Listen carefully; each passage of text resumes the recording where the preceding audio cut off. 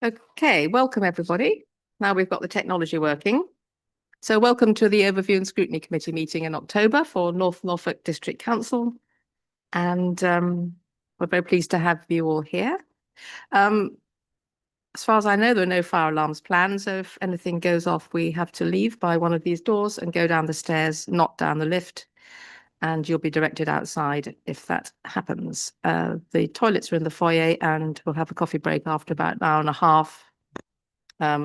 If we so wish. So, do we have any apologies for absence?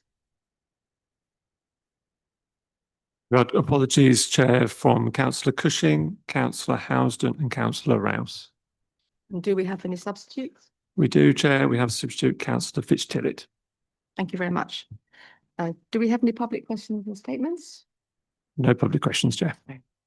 Lovely. Going on to the minutes. Are we able to approve these as a correct record of our meeting last month? Did anyone have any corrections? The fact?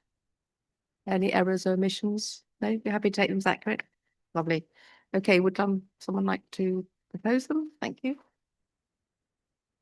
And second them. Thank you very much indeed. Are there any items of urgent business? No items of urgent business, Chair. Do we have any declarations of interest, members, today? No?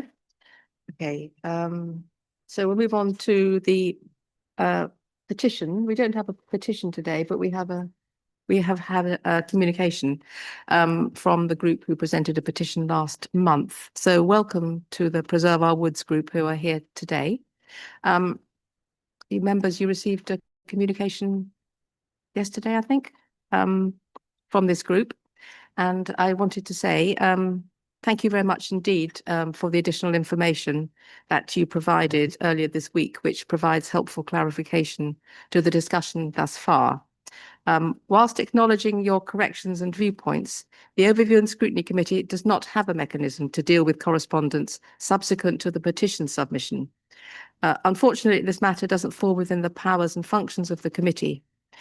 In addition, the complaint needs to go through the due process and the committee will be informed of its outcome. In the meantime, we would encourage officers and the petitioners to continue to maintain a dialogue with one another. So, members, did you have anything additional to say? No? No? Okay, so thank you very much indeed for coming today, and you're very welcome to stay, but we would understand if you would not want to.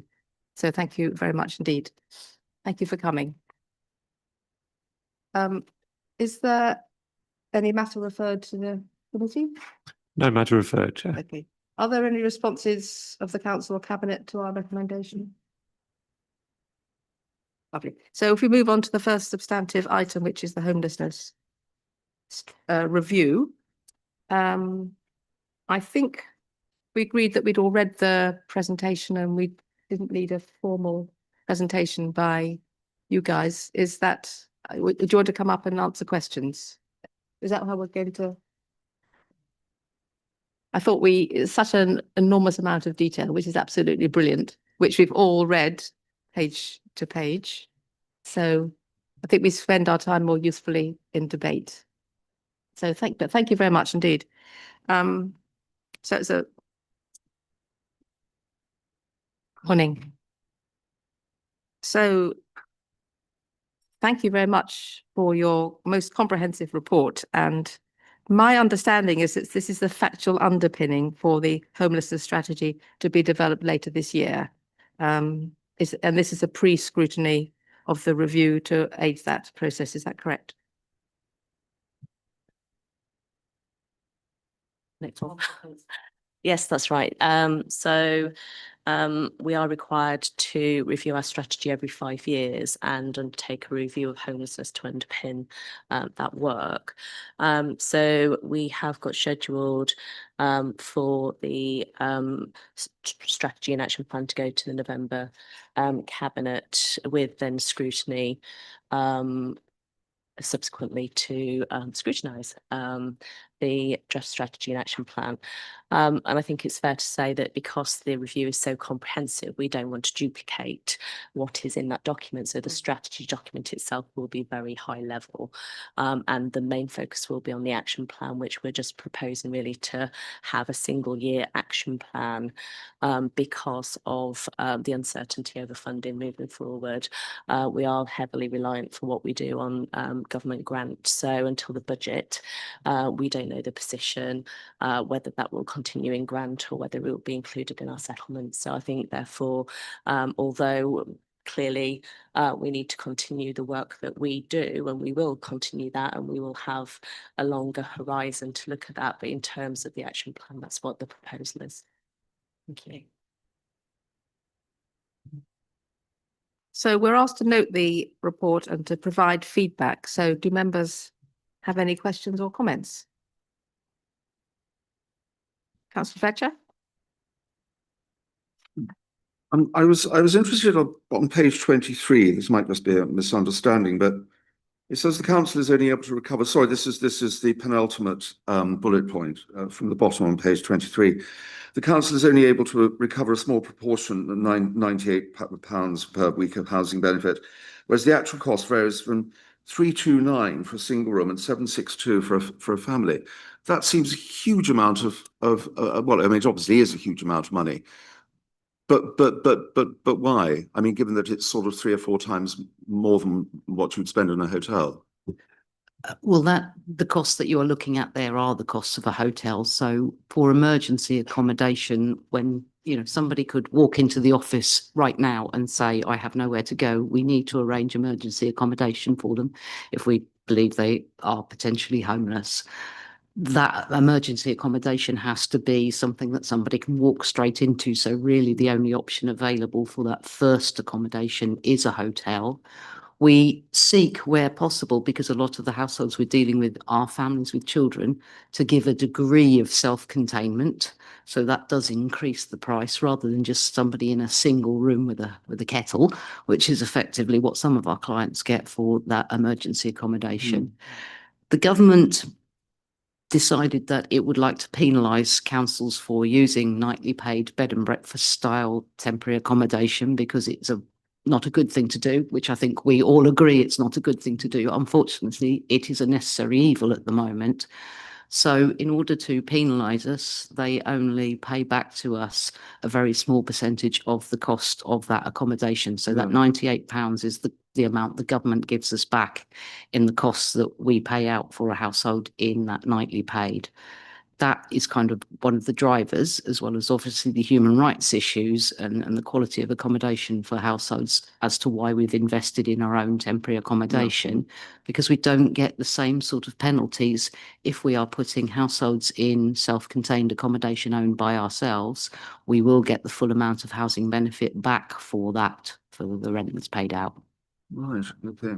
I think it's just worth adding to that figure hasn't been reviewed for a long time, and it is somewhat out of date. And the cost of nightly paid accommodation has significantly increased, and partly due to the fact that homelessness is such an issue, and all councils across the country are using that accommodation. But not only that, there's lots of competition for hotel type accommodation for other uses as well. So, I think it does reflect the risks involved in providing that accommodation, but it's fair to say the costs to us have significantly increased. So £98 would have gone along much further in previous years than so over the period of the strategy.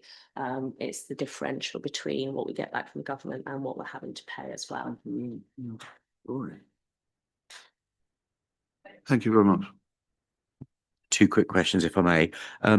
What is the sort of ideal housing stock? So based on the sort of 24, 25 figures, if I could wave my sort of magic wand and present X number of houses for sort of temporary accommodation, roughly how much shortfall or what would we need? And secondly, linked to that, for the temporary accommodation, what's the average length of time that people stay before they get back on their own feet, as it were? Because I know that 80% are from sort of private landlord evictions, as it were. So I just wondered, so obviously they have been paying private rental amounts. So again, they'll probably get back on their feet within a short space of time. But I just wondered what's the kind of the average or the best and worst timescales. If I can take the first question, I think Karen's going to answer the second one. So in terms of what's the magic number for temporary accommodation, I can't give you one. What I can say is by the end of this year, we've got 3 more purchases ongoing at the moment. So the end of this year, we'll have 32 units of accommodation. 5 of those are move-on units for ex-rough sleepers. The others are standard temporary accommodation. They're all self-contained properties across the district. That's not enough. Typically, we have 60 to 70 households each night. Now, going back to my earlier answer, there is always going to be a need for different types of temporary accommodation because our temporary accommodation is unfurnished rental properties effectively. But if somebody walks into the office this afternoon, that is not going to suit them. Also, we don't know how long they're going to stay. It may only be 1 or 2 nights. So that type of accommodation isn't going to suit all the needs. We still need to rely on some of that emergency accommodation. So there's always going to be a mix of the different types. At the moment, as I say, it will be 32 by the end of this year. We have a capital programme bid in for £1 million a year for the next 4 years to get 4 or 5 more a year. I think the answer is somewhere between where we are now and 60 or 70 units, but where exactly that sweet spot is, I'm not confident at this point, but I think what we need to do is keep monitoring.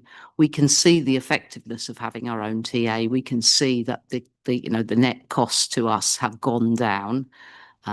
And also that the quality of that accommodation and the support that households get while they're in there is improving their future chances.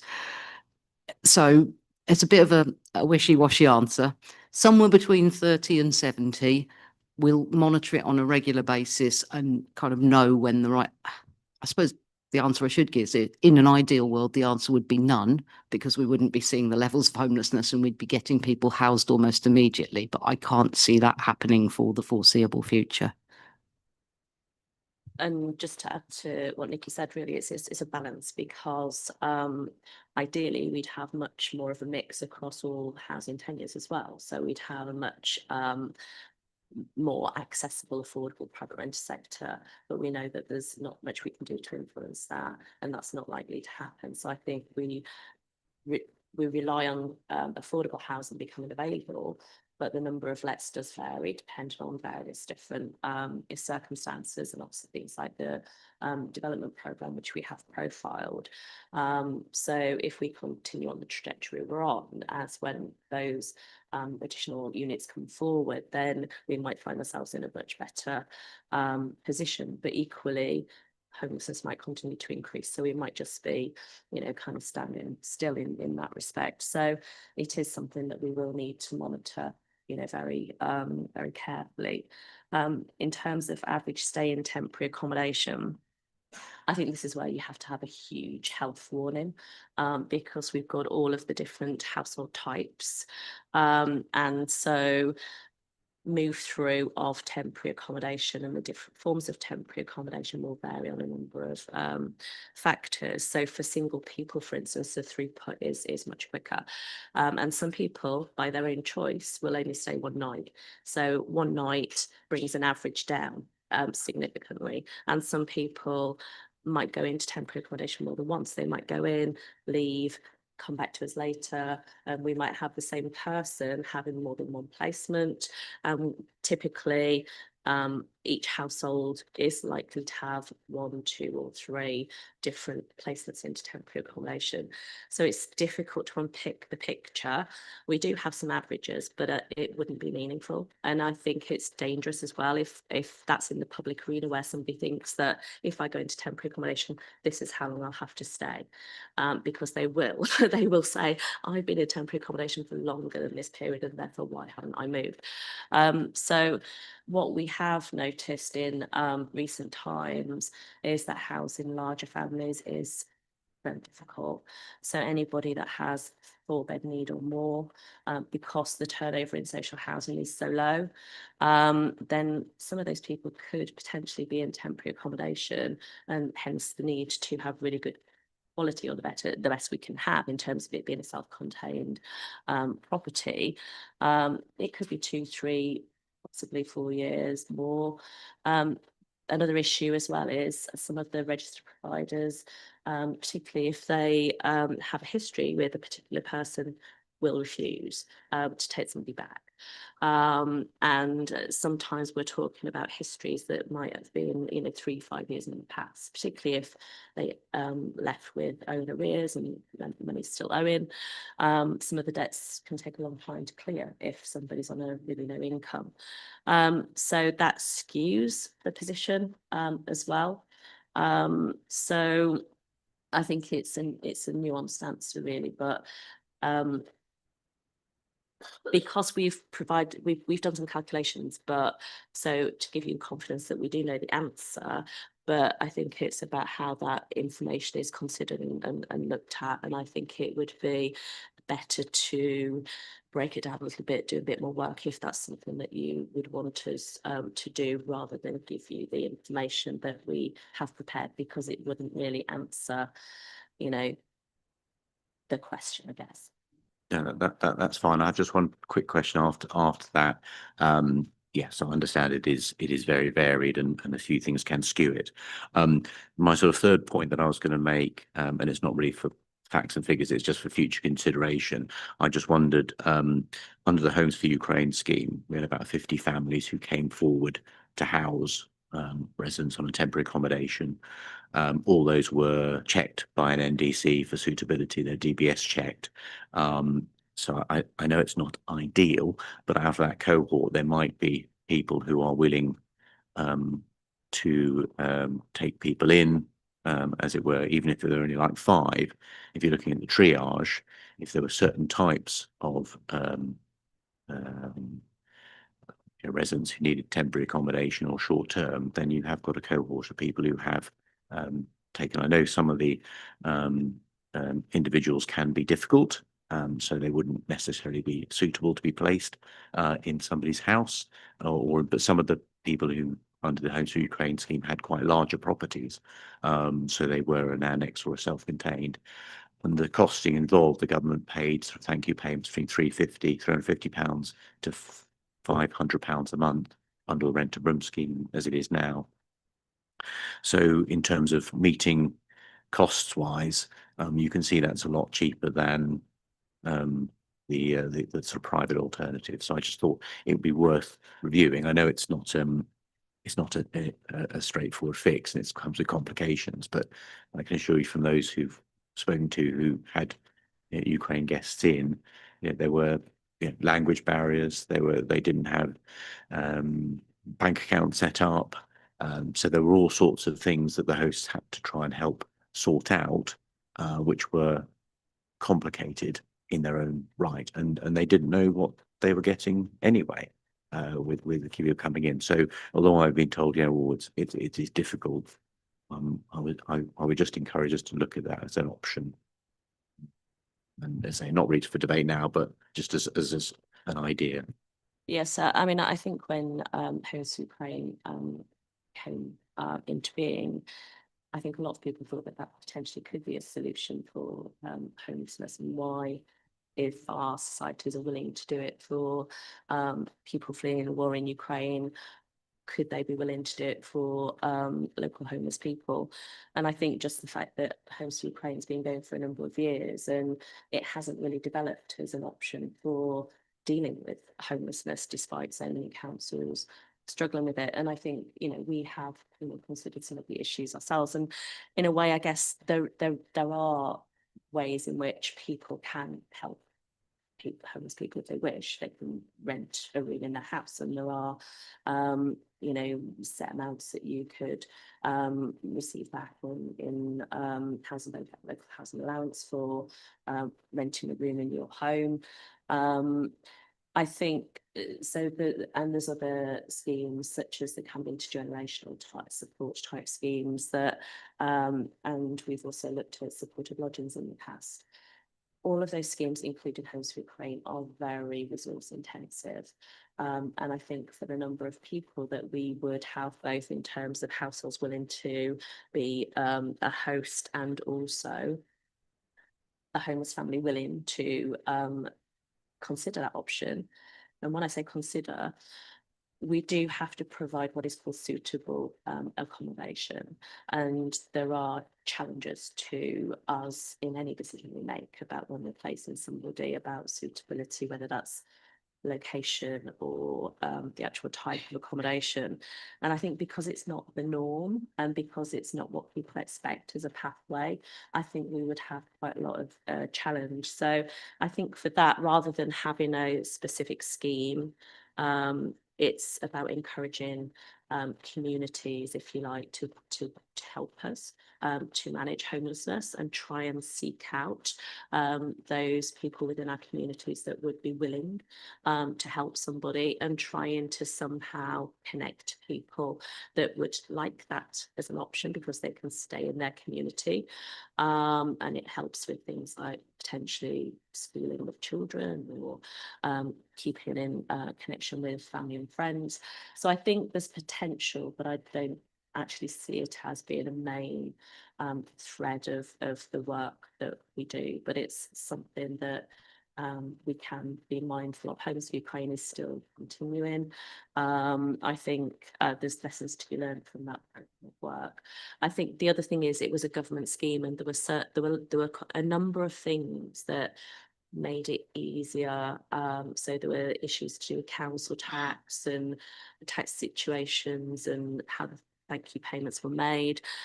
We wouldn't be able to set that up as a local scheme. It relied on that government intervention and that government regulation to put that in place.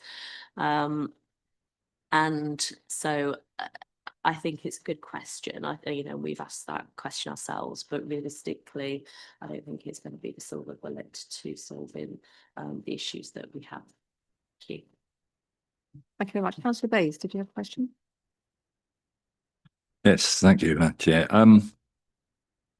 Being new to this committee, I found it quite a struggle to work through all the information that was presented. It's 110 pages. I honestly thought that the first part of it would be looking at the strategy from 2019 to 2024, and then look at probably how that worked and then build on that. And then page 97, I eventually found that actually it states the homelessness and rough sleepers strategy was completed before COVID pandemic, which had such a profound unforeseen effect on the housing and homeless issue. The main priorities set out in that strategy are still relevant. So I just felt that there's a lot of information here, but when you get through it, actually, I would have thought the starting point would have been the strategy of 2019-20, and then I would have thought key themes and challenges would have come out, and we all know what those key themes and challenges are. I think they've been highlighted very clearly in there, which are clearly migration, built on that, cost of living, several things, Ukraine, which has just been mentioned, etc. And I just felt there was an opportunity, and what I would recommend in future, not just to this particular report, that an executive summary was required. It's like I'm struggling 110 pages. When you get to about halfway through, you look and think, it's truth, I've got more. And it's just overkill on data. I just felt the truth. And there's some data I just didn't understand. Others I see there's a drop. Others I see there's a rise. Domestic abuse. I picked out all those things, but I just felt as someone sitting on here who doesn't have that knowledge, it really reached out for a 2-page exec summary on where we should be, what we should be looking at, and what we should be recommending. Just an observation more than anything. So there is an intention to summarise it in an exec summary. But I think that going back to the strategy in 2019, it assumes that strategy was done in the way that the in-depth way that we needed, and it wasn't. We didn't do a review. We didn't publish a review prior to doing that strategy. We would have done a review, but not. And I appreciate it is in depth, and it's absolutely more in depth than any other review of homelessness I've seen. But I think it was needed to really understand, how we move forward.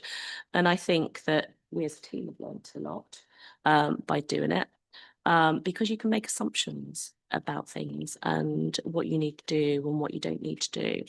And I think it's been really helpful to actually give us a starting point, possibly to say, actually, there's been lots of calls, from lots of different places about how we should work with the private rental sector, for instance. And this review is really telling us that that is not going to be an answer to homelessness.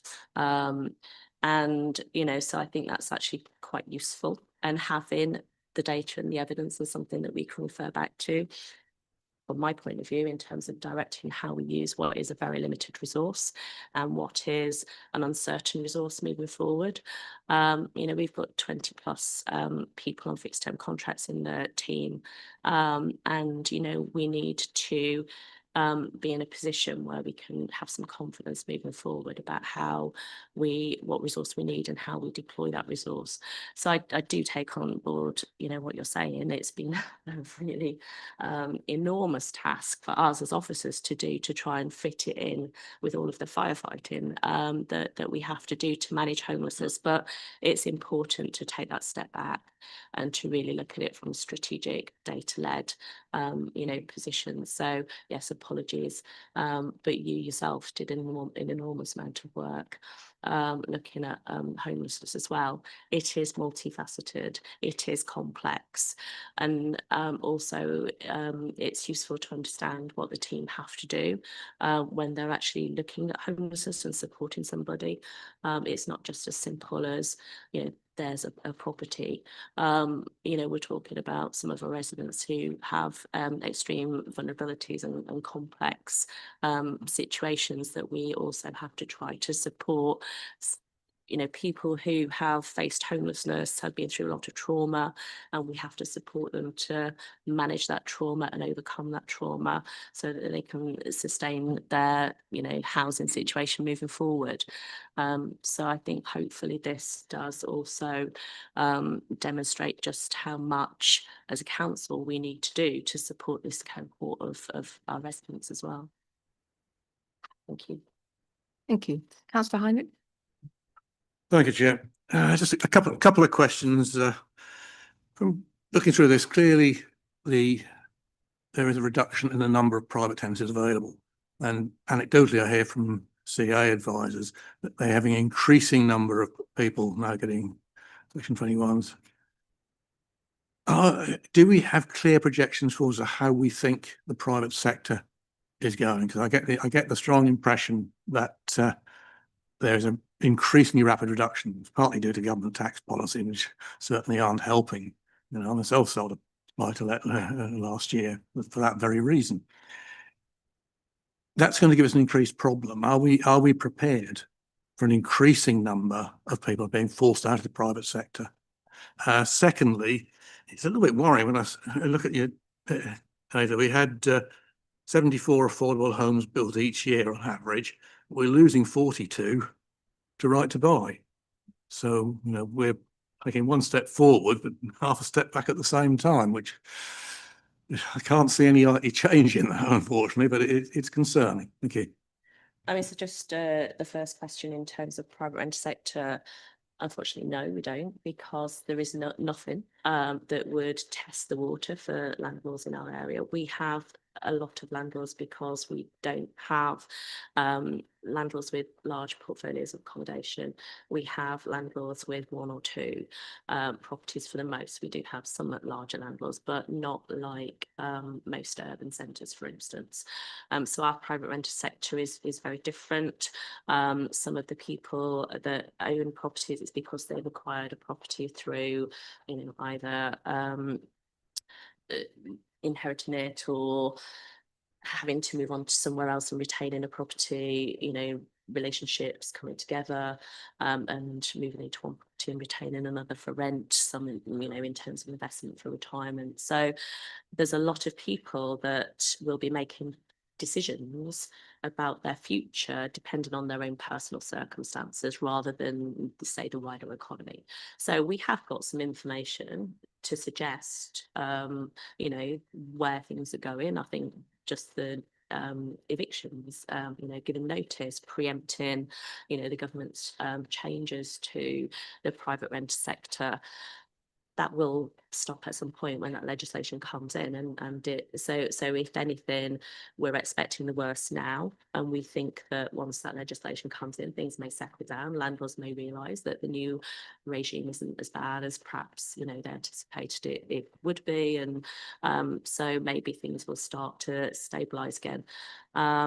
Obviously, we've got the huge issue of second homes and holiday homes, and people deciding to move in or out of those particular markets. So I think all we can say is that the private renter sector, even if stability came back, it's not affordable, and it's never going to be affordable. The expectation of what landlords can achieve in rent, because there's enough people that want to rent that can and will pay those higher rents, but those that are dependent upon a top up of income through universal credit are always going to be only ever able to look at the lower levels of the market, and we've provided evidence to suggest how many properties are coming onto the market at within local housing allowance levels. And we're not talking about just being a little bit away from that. We're talking about being hundreds of pounds away from what our system provides to support people who are on low incomes and renting. So I don't know if you want to add to that. More or less echo the same thing that Karen said. We don't know. It feels like we're reaching a fork where it's either going to steady and be okay and the worst is gone, and most people who are going to exit the market have exited the market, or the decline is going to get sharper.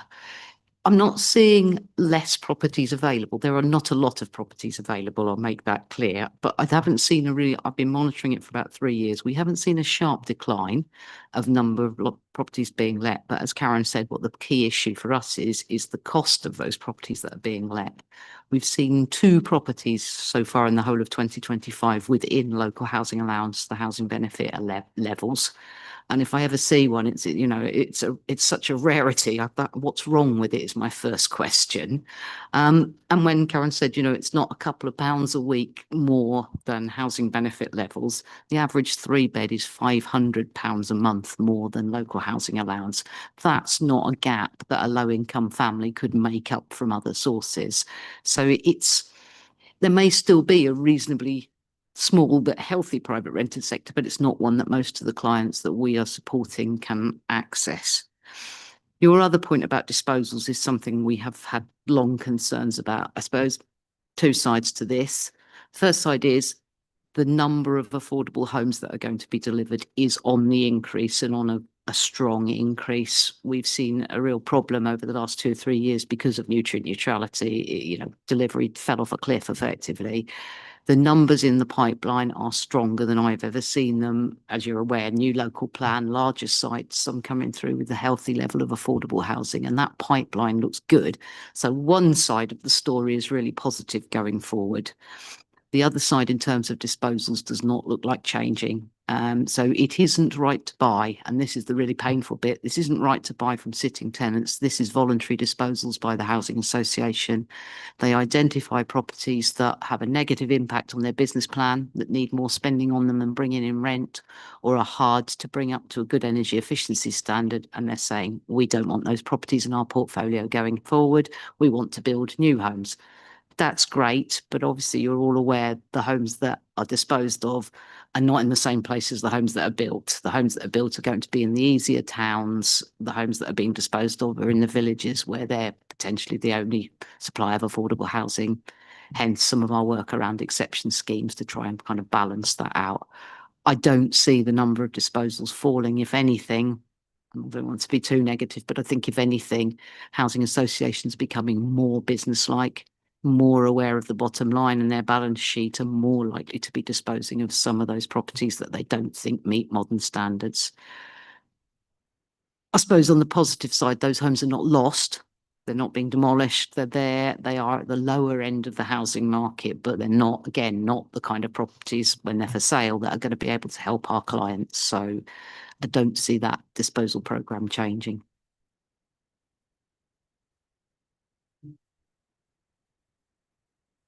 Anybody else? Oh, Mal, councillor Gray? I'd like to thank officers. This is a very detailed report. There's a lot of data in there. And I noticed that presentations are increasing. One thing I wondered is does that allow for people who are repeat presentations? So there will be an element of repeat homelessness in there. And I think we have to kind of almost like divorce repeat homelessness. So a different period of homelessness. So somebody, comes to us, they have a solution and they come back later. So that is repeat homelessness. Some people never solve the issue. They just go away and continue to sofa surf or sleep rough or whatever. And they might come back to us on a number of occasions. And I think one of the things that we need to get better as is tracking people's journey, keeping in contact. Obviously, it can be quite difficult to keep in contact with some customers, and we do this as it is, but I think it's about, having a more trauma-informed, recovery orientated approach to what we do, which does require us to change what we do slightly, and we have done that. And it's about, trying to move what we do into further upstream prevention so that people aren't becoming homeless in the first place, or if they do become homeless, the period of homelessness is much shorter before we can get a solution, and trying to look at the whole person and not just the housing situation, and try to encourage them to look at things that are going to help them to then sustain themselves moving forward. So as I mentioned, some of these people have very chaotic lives. So it is going to be, step by step, the trying to get those people into employment and, being able to afford housing is going to be challenging. But I think these are things that we need to increasingly be joining up with other services so that we offer a much wider package, which hopefully results in more sustainable situations and therefore less repeat homelessness. It's something we need to. That is really great. deeper Just into in the data. nutshell, though, that increases do allow for repeat presentations. Yes, but I would say we have done That is just the But we have nutshell bit. done I a want to know number- about the data, really. we did want to try. We did do some Yeah, work yeah, on that, which- that's okay. That's great. That's more than enough. Thank you. Thank you, Chair. I note that you're considering developing expertise and specialisms in service delivery to reflect the three main reasons for homelessness. And I really do feel that the upstream work has been incredible in the last couple of years, and we can see figures beginning to change. You have nibbled at the curve, obviously. Will this? How are you going to approach the sort of moving forward? Do you feel that from this there's been obviously from the results you got, do you feel there's some clear areas that you might be able to develop better to improve things? Basically, my question. So I think it's multifaceted really. So one of the main things we've done more recently is try to provide more time to the staff team in housing options to spend more time with the customers that they're seeing at that more crisis point. They have been doing some prevention work, but the time available because of the number of customers just doesn't really allow that. And it can be a bit demoralising both for the staff member and the customer really, and it's building that trust and relationship. And if we want to build that trust and relationship, we've got to give more time to that, and it means that we then have to look at our wider resource too, so everybody is helping to manage homelessness, and it's about that upstream prevention. So we're working with our communities and residents in our community prior to them coming to us, to try to talk to people in more informal settings so that they will perhaps, build that trust and disclose things to us. And the sooner we know about an issue, the more we can do to help and hopefully then prevent that homelessness. So we have identified, we have known that those 3 reasons for homelessness have been consistent over both the previous strategy period and moving forward. So it does seem sensible to think about how we can then, instead of trying to spread ourselves so thinly, focus on delivering a really good package for the majority, if you like. As you know, we've got the DAHA accreditation. Domestic abuse is one of the top 3 reasons. Relationship breakdown as well, and there's a fine line between relationship breakdown and a domestic abuse situation, and it's a spectrum, obviously. So building on our DAHA accreditation, trauma-informed care, all of those things fit very well across those client groups. So, trying to get zero tolerance of domestic abuse in our communities would be fantastic. So those are the kinds of things that we need to be thinking about. Working on. We've got sanctuary measures where we can actually support people to remain in their own home, with some having more security, so that they feel safer to remain rather than feeling that they have to move on. So again, it's multifaceted, using the resource in the best way possible, but also communicating with our customers to say, well, how did you find our service, and what were the good bits, and what would you like to see us do it? And it's a journey, but clearly the biggest hurdle we have to get over is what resources we're going to have moving forward. Is the government grant going to continue? Is it going to be a grant, or is it going to be in the settlement? If it's in the settlement, we have the potential to maybe plan longer term, whereas if it may well be a single year grant again. Government may decide it's still grant, but it's 3 years or 5 years. It's that certainty we need to be able to build on things and retain the staff and build. It's early days in terms of we've had to plan that and take steps that then take us on that journey, hopefully to an end point when we arrive at that end point. Who knows? But yes, it's definitely the plan to do that. No, thank you for expanding on that. That's very useful. It would just be wonderful if there was some certainty within this. I think the challenges are hard enough without the staff funding challenges as well. And it's one of those situations where if there was more certainty and more funding at the start, some of the issues that you end up facing may have been able to be diverted. I don't think there's anything we can easily do about that, but all credit to you for changing the tide. And my favourite one is the temporary accommodation, the way that buying those properties has made such a difference to the cost of housing those people. So thank you. Councillor Hankins. Thank you, Chair. Thank you for an excellent report, but unlike I support the view of the council that expressed the situation early. It would be helpful to have an executive summary which just pulled out the bullet points. I think that's the case in a number of documents that we've had. Excellent report, very detailed, but an executive summary I think would be very helpful. That's the first point.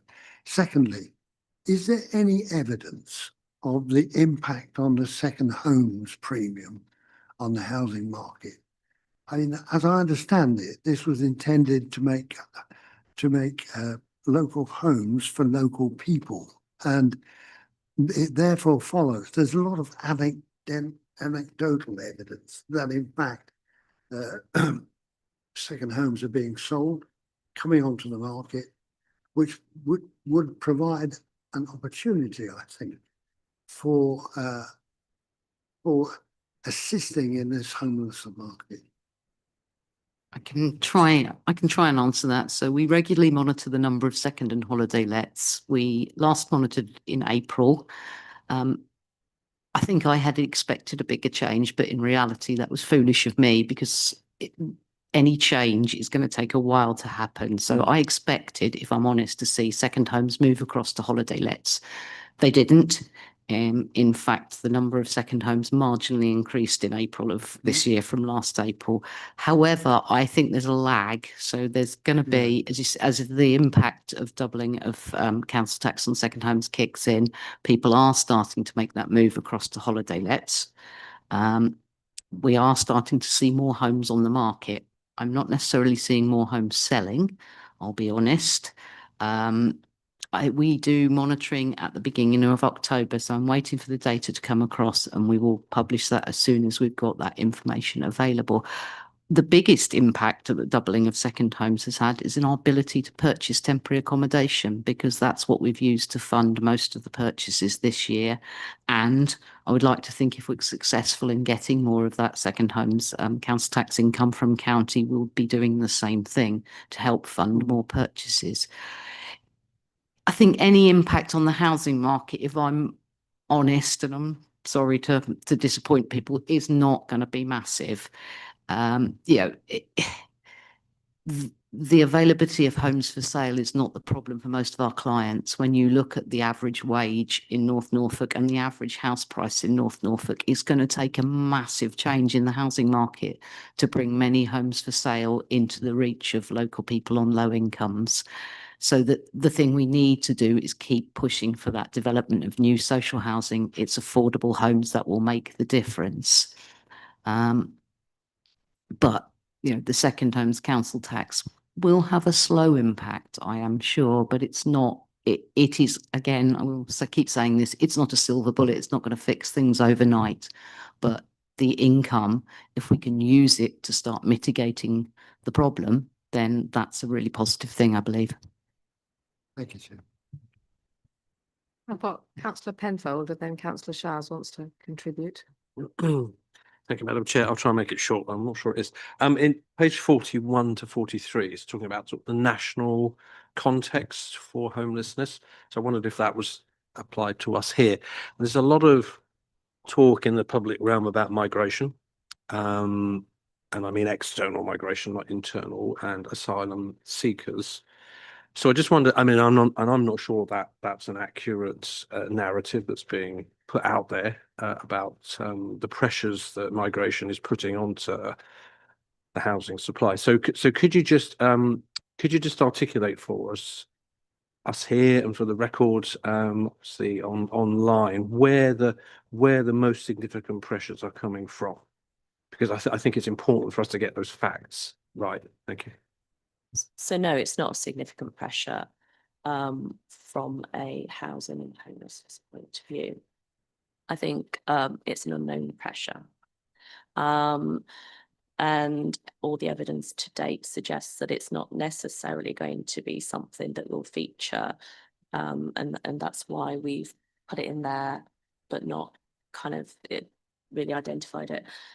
We've got some information which suggests that our ethnicity and nationality data at this moment in time is, the overwhelming majority is white British. We've got some other ethnicities, nationalities coming in, but it's very small in number. You're talking single, numbers. It could change at any time. I mean, the government's policy has been for a while now that the burden of migration, and all forms of migration in terms of illegal migration, but also asylum seekers, should be borne more fairly across the whole of the country. And so there is an expectation, and we have numbers that we have been given as to how many asylum seekers, refugees we should expect to take. And we know that Serco is actively looking for properties to take into their portfolio accommodation for dispersed accommodation for those that are in hotels, and dispersing those across the country.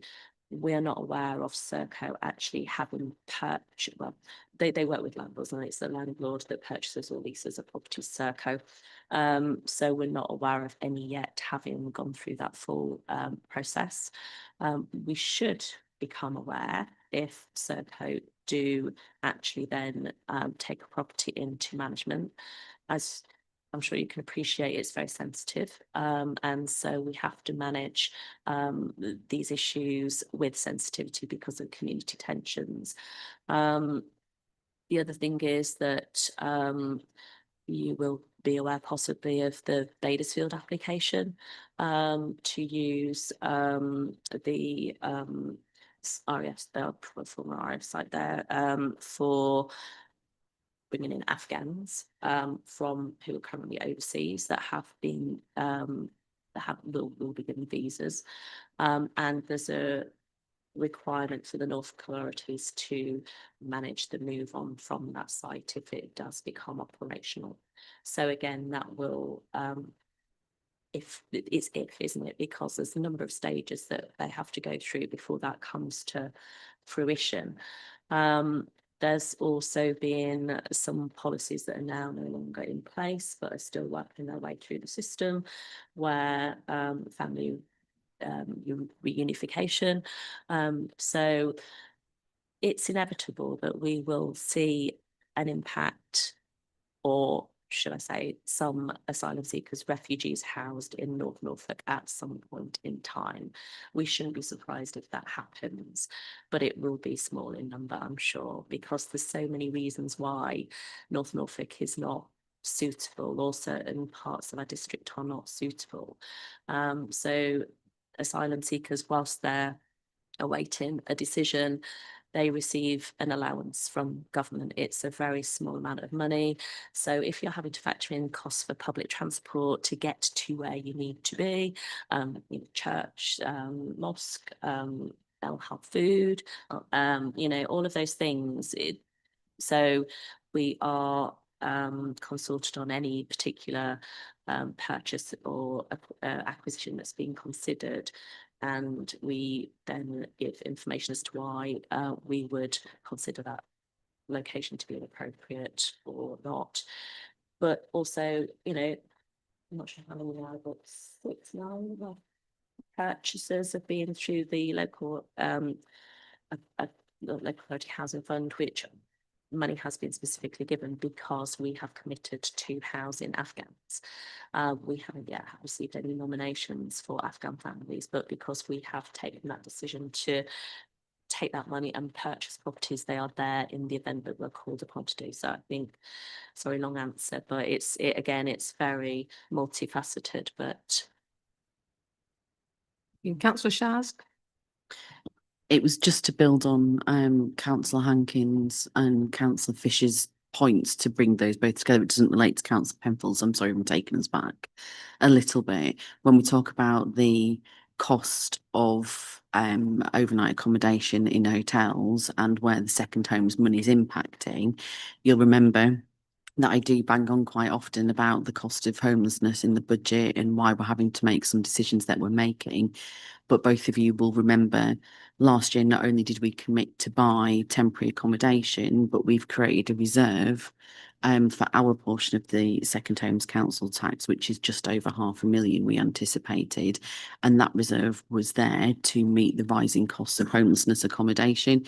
So it's not just about the property, it's about the other decisions that we're making. So I was just trying to bring both points together so that when I do present the budget next, that you'll be able to see not only what the team are doing front facing, but the decisions that we're making as a council and councillors to show what we're doing to help meet the need of homelessness.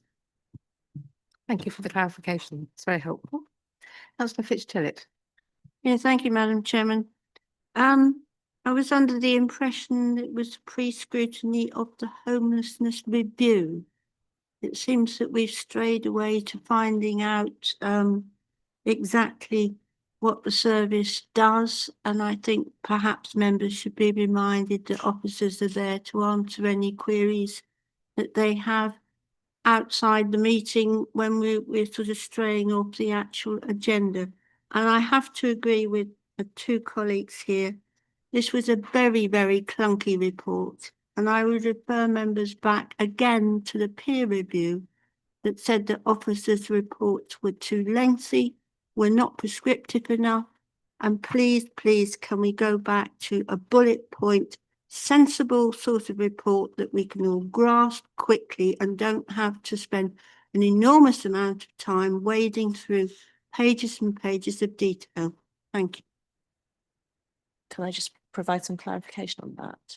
I mean, this is not actually a report to Scrutiny. This is a review of homelessness that we have to do in the same way we might have to provide a strategy document, a policy document. It's a piece of work that brings together our review of homelessness. The government, it's a requirement to produce a legal requirement to produce a strategy based upon a review.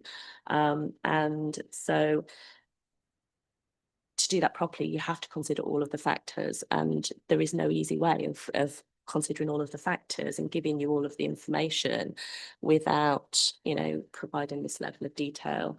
So this isn't a report, it's really you're scrutinising our review, if you like, you're marking our homework. And part of the reason we haven't done an executive summary so far is if we had have done that, we're almost saying to ourselves, this is right, where we're asking you, is it right? You know, is there anything missing? Do you, you know, what you have read, does that make sense to you? So if we will do the executive summary when we know that this document is right for you, fit for purpose, and it's not just this council. This is a document about homelessness in the district. We're not the only organisation that contributes to homelessness and its management, and there's so many other agencies and services that can support delivering this work, and it's meant to try and capture all of that as well. So I think it's about understanding the purpose of the review and what we now need to do with the review as well. So it's not a report to overview and scrutiny, and this isn't being formally presented to Cabinet, although it will be an appendix to the strategy and action plan. Thank you. I mean, I think we have strayed a little bit into solutions, but as the next step is an action plan, the strategy and an action plan, I don't think that's totally disadvantageous because it is the next step that will be being taken. I must say, I did think, I found it quite a lot of data to wade through. I wondered if there would any, I don't know if you're allowed to, given that it's a prescribed report, but graphics would have been quite helpful to see themes and trends, because I found that quite difficult to pull out. I was trying to work out, you know, which of our approaches are effective, and what is, you know, are there any myths that we can bust now, or are there any success stories that we were surprised at, or you know, are our approaches working? And I found that quite difficult. I think the data's there, but I think I found it quite difficult to extract that, and I was Okay, it may be that you cannot do that well, because of the format. Yeah, the review is not meant to be then I was saying we think this because of this. That comes next in terms of how we then take this and deliver the strategy and action plan. This is about us saying this is basically us looking at homelessness in all its aspects and saying, you know, okay, what is this then telling us? The analysis of this is the next stage. So again, it would have been wrong for us as officers to be going through all of those stages, you know, kind of running before we walk, basically. It's about testing it out at each stage with other stakeholders and consultees as well. So I think there is some data that I've found quite surprising. For example, that approaches are up, but duties has been stable for 3 years. So is there a mismatch between what we're trying to do and what is actually needed? I didn't know whether that was a learning point at all. Or, for example, a third of early intervention contacts found their own accommodation, I think, and only 15% had duty owed. So, and so I did think there was quite a lot of interesting information that sometimes are heading in different directions, but and presumably that's what you'll be pulling out for the next stage, will it? Just answering that point, I think it's fair to say that we've got responsibilities within the housing team that some people come to us with an expectation of housing. Homelessness isn't about an expectation that you will be allocated affordable housing at the end of that. It's that you will have your homelessness resolved either by enabling you to remain where you are or seeking alternative suitable accommodation. And that should be the whole range of potential accommodation. And we can discharge our duty, if only it were to be available, by supporting somebody into the private rented sector. There's a certain amount of, the tenancy has to be for a certain length of time. But because of the position that we're in, there's a huge expectation. So it's partly about managing those expectations, but it may well be that when we actually tell people that necessarily the pathway isn't into social housing, then some people choose, to help themselves. And that's good in a way, in that we're capturing, we could gatekeep and we could say, no, go away, but we don't. So the higher numbers are probably a reflection of our approach, that we are speaking to anybody that comes to us with a housing difficulty, and that we're doing whatever we can to give them enough information, advice and support so that they can, where possible, help themselves, and where they can't, they go further through the process. So again, it's very complex. And talking about the private rental sector, I was interested to see that private rental dispositions of relief cases has remained pretty constant, despite being the most common reason for becoming homeless, and few being within the local housing allowance range. So I think there's a lot in here that there's a lot of tension in the data. And I was just hoping, I was thinking that if you could, but thematizing it and trending it would actually make it easier. But it's absolutely wonderful data. I'm just encouraging you, I guess, to use it, as you will do very wisely. Does anyone else have any other? Oh, Councillor Bayes. Yeah, sorry. Looking at rough sleepers, I believe those rough sleepers figures were taking on a central point when the government says on a particular date of the year, you go out and find if you've got rough sleepers in your area of North Norfolk. Is that how it works? Having worked in Yarmouth, that's how it used to work, but might have changed. Sorry, yeah. So every year there's a rough sleeping count in which we look to estimate the number of rough sleepers across the district. But for the last 18 months or so now, the government we've been doing a Delta return every month, which records the number of people who is rough sleeping on a particular day each month, but also how many people are rough sleeping through the month as well. So they come and go. Yeah. So we've been calculating on that as well. So I saw that chart. yeah. The other question then backing up, because I see you've got 9 at the moment that's recorded. I think we had 9, yes. Yeah, 9. 2 of those clearly don't want help at all. Correct. And I understand that.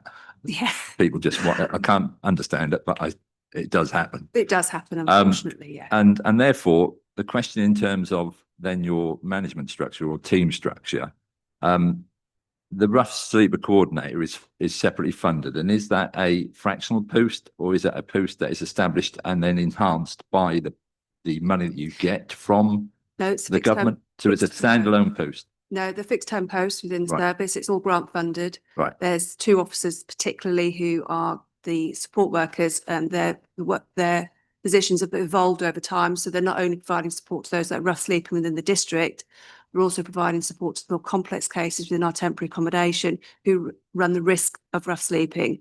They're also providing support to those that we've secured accommodation through our NSAP and RSAP, so 5 units of temporary, which they have up to 2-year leases on. So they're working with those as well to prevent them from actually becoming rough sleeping again, but also helping them sustain and move on to accommodation in the future. That's helpful, because looking at a full-time post and looking after 9 people seems quite, but I was expecting there was more information that said they had other responsibilities other than that. We've been very fortunate with our grant return and that we've been able to secure those posts continually over the last 3 years, and hopefully that'll continue because of the way we're able to actually use their services. Absolutely. Thank you. Good. Thank you very much indeed. So I hope this discussion has been helpful in informing your next steps and the development of the action plan and strategy. We were asked to feedback. I think we've fed back quite sufficiently. And is everyone content to move on? So thank you very much indeed for your time today. Really appreciate it. Thank you.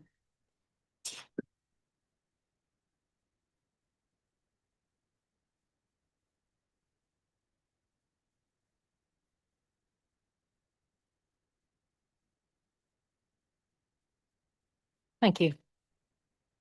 So moving on to the North Walsham High Street Heritage Action Zone update and Town Centre Health Monitoring Framework. That's a bit of a mouthful. Welcome to Councillor Toy and Officer Quick. So, you ready? Yeah, thank you. Well, I just wanted to thank you very much indeed for your report, actually. Okay, well, thank you. Before you jump in. Officers that we know they do the work on this, obviously with our input, but then I get great support from the team. So I thank you for that. Actually, if I may, Madam Chair, as well, a quick segue between the two subjects. It was not something I planned to do, but listening to the homelessness piece, we have Invest North Norfolk as a website now, and in the No newsletter, which enables us to connect to our businesses. I have 4 members signed up to that. Actually, if we get members taking that information, sharing it with their businesses, we can, by growing the economy and the quality of jobs, help to prevent homelessness in the first place. So I just thought I would take that opportunity and thank you for indulging in that. Okay, so on to our presentation for the, Could we keep the presentation fairly brief? Yep, If at all, it's just a because few pages. we all know, Yeah. we've all gone through your wonderful slides already. Would Okay. that be okay? Did you get those slides before, did you? Yeah, Didn't we? We're never going through your No, slides, but we've gone through your presentation in quite a lot of detail, so yeah, no. just not to duplicate effort. Okay, so if we could go to the next slide, really, thank you. So when the committee reviewed this project in July 24, it was recommended that we return with data that would enable us to understand the impact of the project.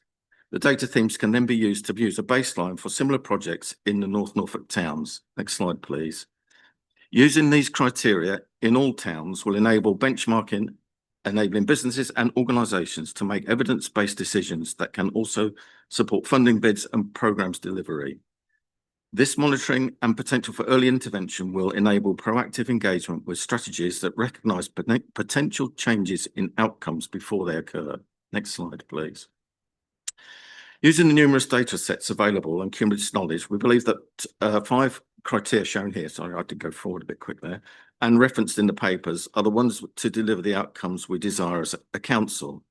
Vibrant town centres for our communities. Town centre footfall is the key driver to activity on the high street. Yeah, we can go to the next one. Thank you. We can see for North Walsham that footfall in the town has increased, it consistently increased. You can see this in figure 1 and 2 in your papers. Next slide, please. Using car park data like volume and length of stay to corroborate footfall and dwell time, we can see that North Walsham has shown a significant increase post High Street Heritage Action Zone. The level of activity and dwell time compares to Fakenham in terms of length and stay spread. Next slide, please. Using visitor profiles, we can see where visitors come from, not just in terms of location, but also demographics. This information can be used for identifying the needs of shoppers and where any activities may be targeted to draw them to our high streets. Next slide, please. Vacancy rates in premises is an indication of the health of our towns. North Walsham has had 12 new businesses that have moved to new or larger premises. Also, the Cedars, which was part of the regeneration, is 100% occupied. Next slide, please. Public transport monitoring has the ability to help assess town centre health. The amount of train station footfall, which dipped in the pandemic period, has shown increases, while bus operators are reluctant to give data. The new travel hub on New Road has had an increase in frequency and service enhancements to X55 bus service. Next slide, please. So against these measures, we can see that North Walsham has fared well with increased footfall and car park usage. Business confidence and public transport uplift in use. The High Street Heritage Action Zone in North Walsham has demonstrated in the previous report was successful, and I believe this report shows that it continues to deliver. Next slide, please. Using experience of the North Walsham, we have the 5 themes and framework in this support that we believe are the right ones to use for all our towns to measure economic activity. And as the recommendation states, we welcome any feedback that may help improve on this plan. That's it. Thank you. That was brilliant. Well done. Thank you very much. That was very speedy. Councillor Hankins. Thank you, Chair. Can I first congratulate the team that is together on an excellent report.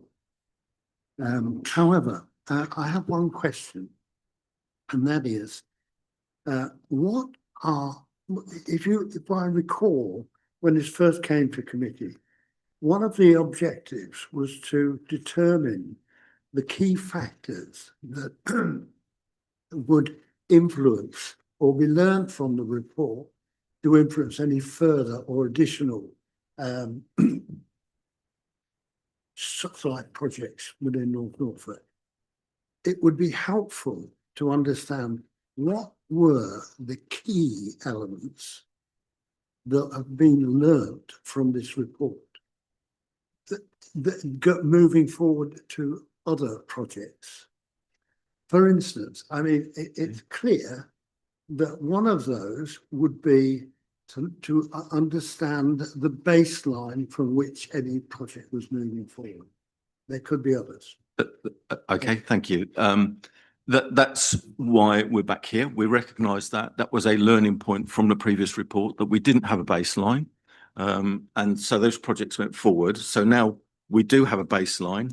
And what we've done here is presented to you a potential set of data that we can use that gives us that baseline. We can already monitor this in our towns, and we can use that for a baseline now for projects that we are already doing with our town centres during this grant funding period. So that's the learning, and we believe the things that we need for that learning to monitor are these items here that would have been a good baseline previously.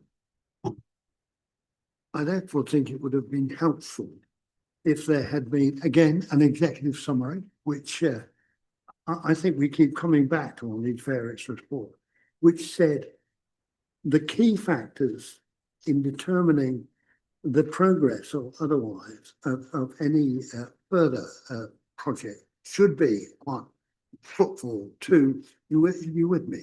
Yeah. Three, car parking and so on and so forth.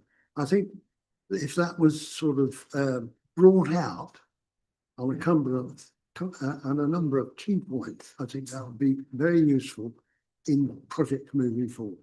Thank you. We'll take that away and consider that. Thank you. Councillor Penfold. Thank you, Madam Chair. I notice, John, you're the portfolio holder. There seems to be a T missing from your thing. Oh, you're on, right. Your portfolio that side. Brilliant. That's better. I knew what I was. Good. Thank you for the report. Really, very impressive. And we know it's been a successful scheme. As we can see, all of us, who represent North Horsham in various capacities, it's clearly been of great benefit. I think Councillor Hankins has a point there around project impact versus sort of town centre health, which maybe there's a bit of sort of haziness around that distinction. We're looking at the impact of this particular project, and obviously longer term town centre health is one of those measures. But what actually did that project do, and what can we learn from that? One of the learnings from that, it seemed to me from our previous discussions, was the fact that Historic England had not provided that baseline, had not been particularly clear on what their priorities were, and therefore that made it really difficult. So one of my recommendations would be, let's make sure if we partner up with some organisation in the future for one of these schemes, let's understand what they are trying to achieve through this, and we are clear on their priorities, because that is a measure as well of the impact that their investment has. That's my first point. I've got another one. Sorry, I'll let you answer. No, I'll address that. Yeah, no, I think that's a very good point. Just there is a distinction between the two. In fact, it was yourself, Councillor Penfold, that actually particularly pushed this particular point about baselines, as I recall. There is a distinction. We evaluated the projects and in our learning largely in an evaluation report that was done just after the report. So I didn't feel the need necessarily to duplicate effort. Yeah. This particularly, though, was about it was about understanding our towns. And I think that was the crucial issue. It was 2019, so it's 6 years ago now, when we wrote the bid for the North Horsham Heritage Action Zone. We've moved on an incredible amount. We really started with very little evidence base, really didn't understand our towns, not really. not truthfully. So we have already moved on quite a lot, and we've kind of distilled that down for the purposes of the report. There is far more data, and if you've ever asked for any information from the data analyst for anything in your town, you've probably been given a 20, 30 page download. So there is there, but it's how you use that information meaningfully. And what I'm keen for us to do as council is to distill that into sort of more of a dashboard type approach. I mean, we've talked about summarizing information here today. We've talked about the fact that we can't be bombarded with it. We need to distill the essence of that. And that's where we're trying to move towards. And that's what we've done in this report, to kind of say, these are the things we think are probably the key things. In truth, they're not necessarily they don't always give the full picture. A healthy town to me also means that it's about accessibility to health and accessibility to a range of leisure services and bus and all those sorts of things. So you do need to factor that in. But for the purposes of, certainly from my perspective, which is about business cases and looking at the health and vitality of the towns and potentially funding, this is the sorts of things that we needed and we didn't have before. And I think we are now in a much stronger position.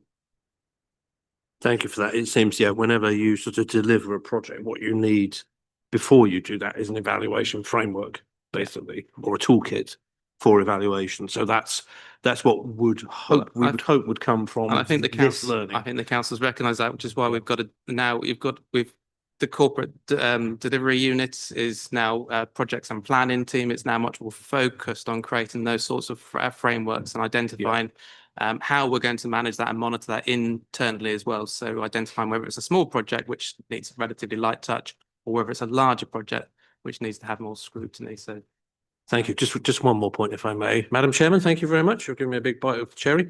And the report is good. It's great. What I thought was missing was heritage.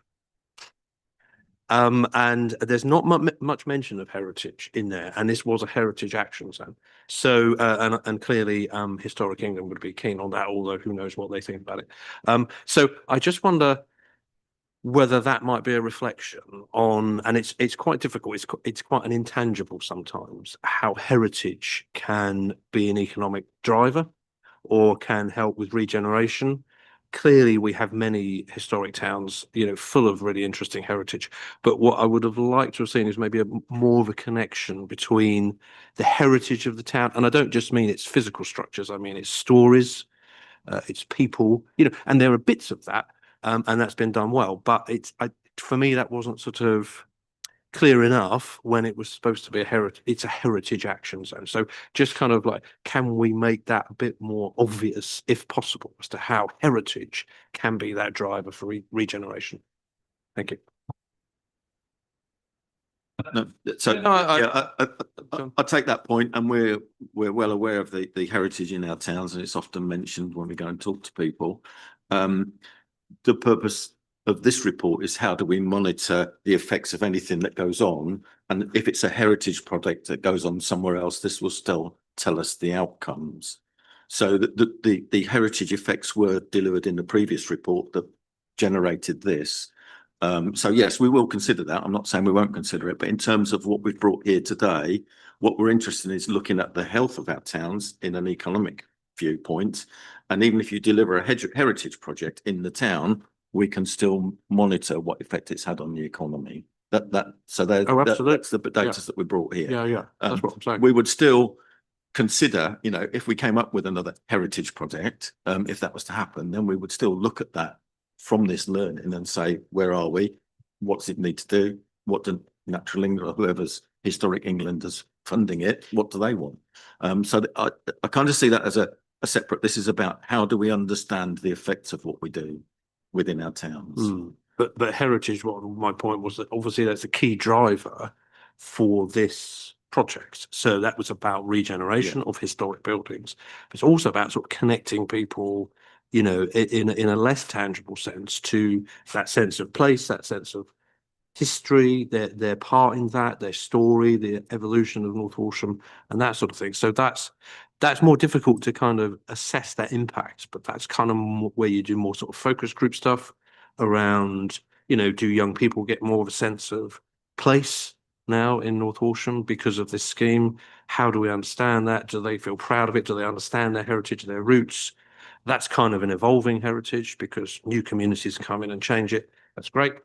But do you see what I mean? It's not just a kind of, if we're looking at the health of our town, it's about not just number of visitors, it's about that kind of sense of place as well. I think. Yeah, no, I couldn't agree more. Absolutely. They're harder, sort of less tangible things to kind of, monitor, so to speak. You don't get more heritage. But what you can do is, I mean, part of you're quite right. The actual project, the original project, which obviously then grew and we got additional money and that's all great. But the original project was about using the heritage assets to celebrate the town and to help bring the town to life. And then we obviously got additional funding and we did more work. And I think you're right, culture and heritage are drivers of growth. They are also about sense of place. They are kind of what makes going into a town feel nice. And part of the project was sort of about creating the platform. In the town centre now, there are bigger areas, literally, for more cultural activities, more things to happen. And you can actually monitor successful of that. So when there are things like some of the events that have happened, such as the street food events and all those sorts of things there, whether it's a cultural, whether it's heritage or whatever, we absolutely do see spike. We haven't just sort of got that data here today, but we do absolutely see some strong spikes in terms of footfall and presumably, hopefully, consequently spend in the local area. So they do go hand in hand, and they are absolutely about the feel nice and the why do I live here, but they also are strong economic drivers that we actually can evidence when we see events happening on the days that they do. You should have got indigestion, Councillor Penfold. Councillor Bayes. Thank you, Madam Chair. Just got some questions about the report that I sort of drilled down. I understand that you're looking at footfall.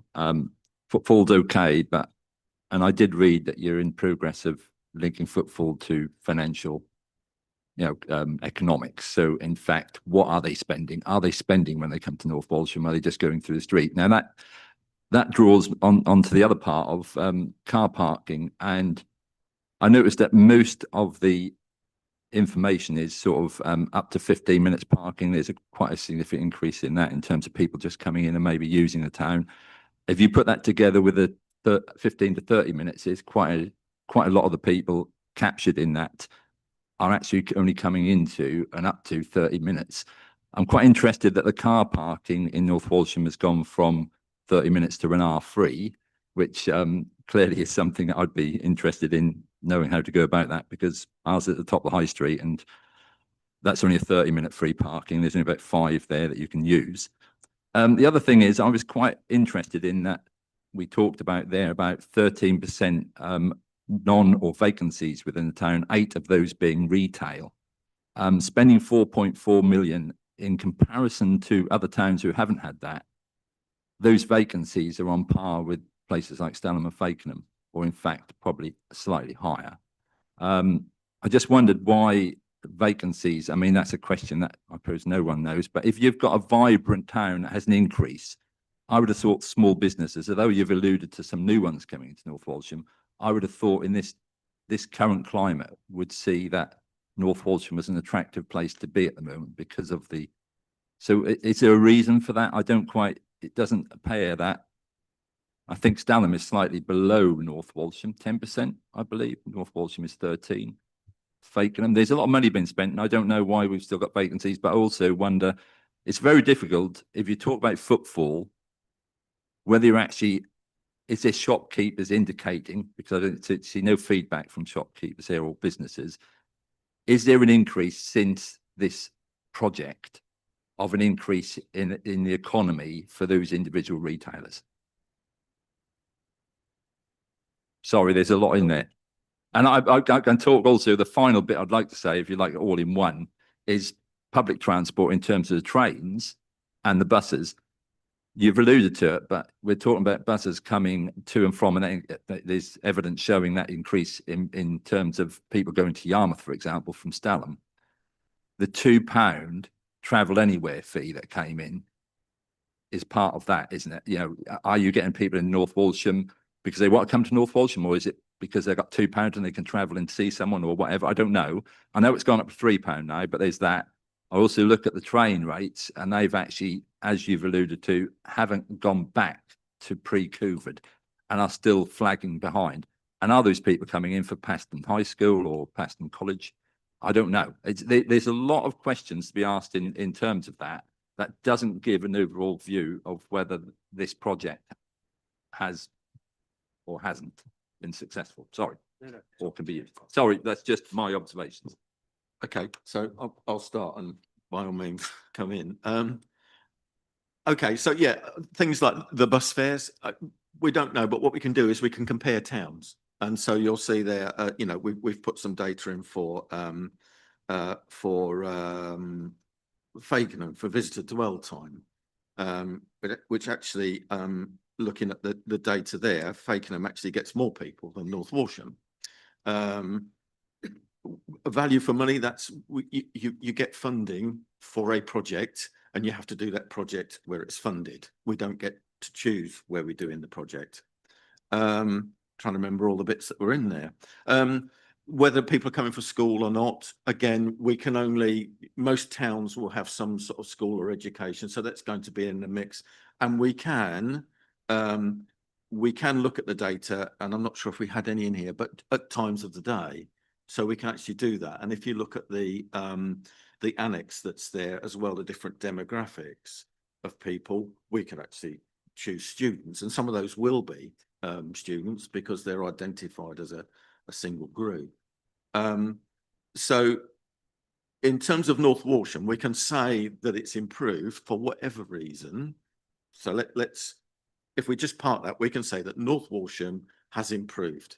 We can see that there's more people coming there, they're spending time there, and even if it's a short visit, they come in there on that short visit to spend money, whereas the longer visits may be the people that wander around.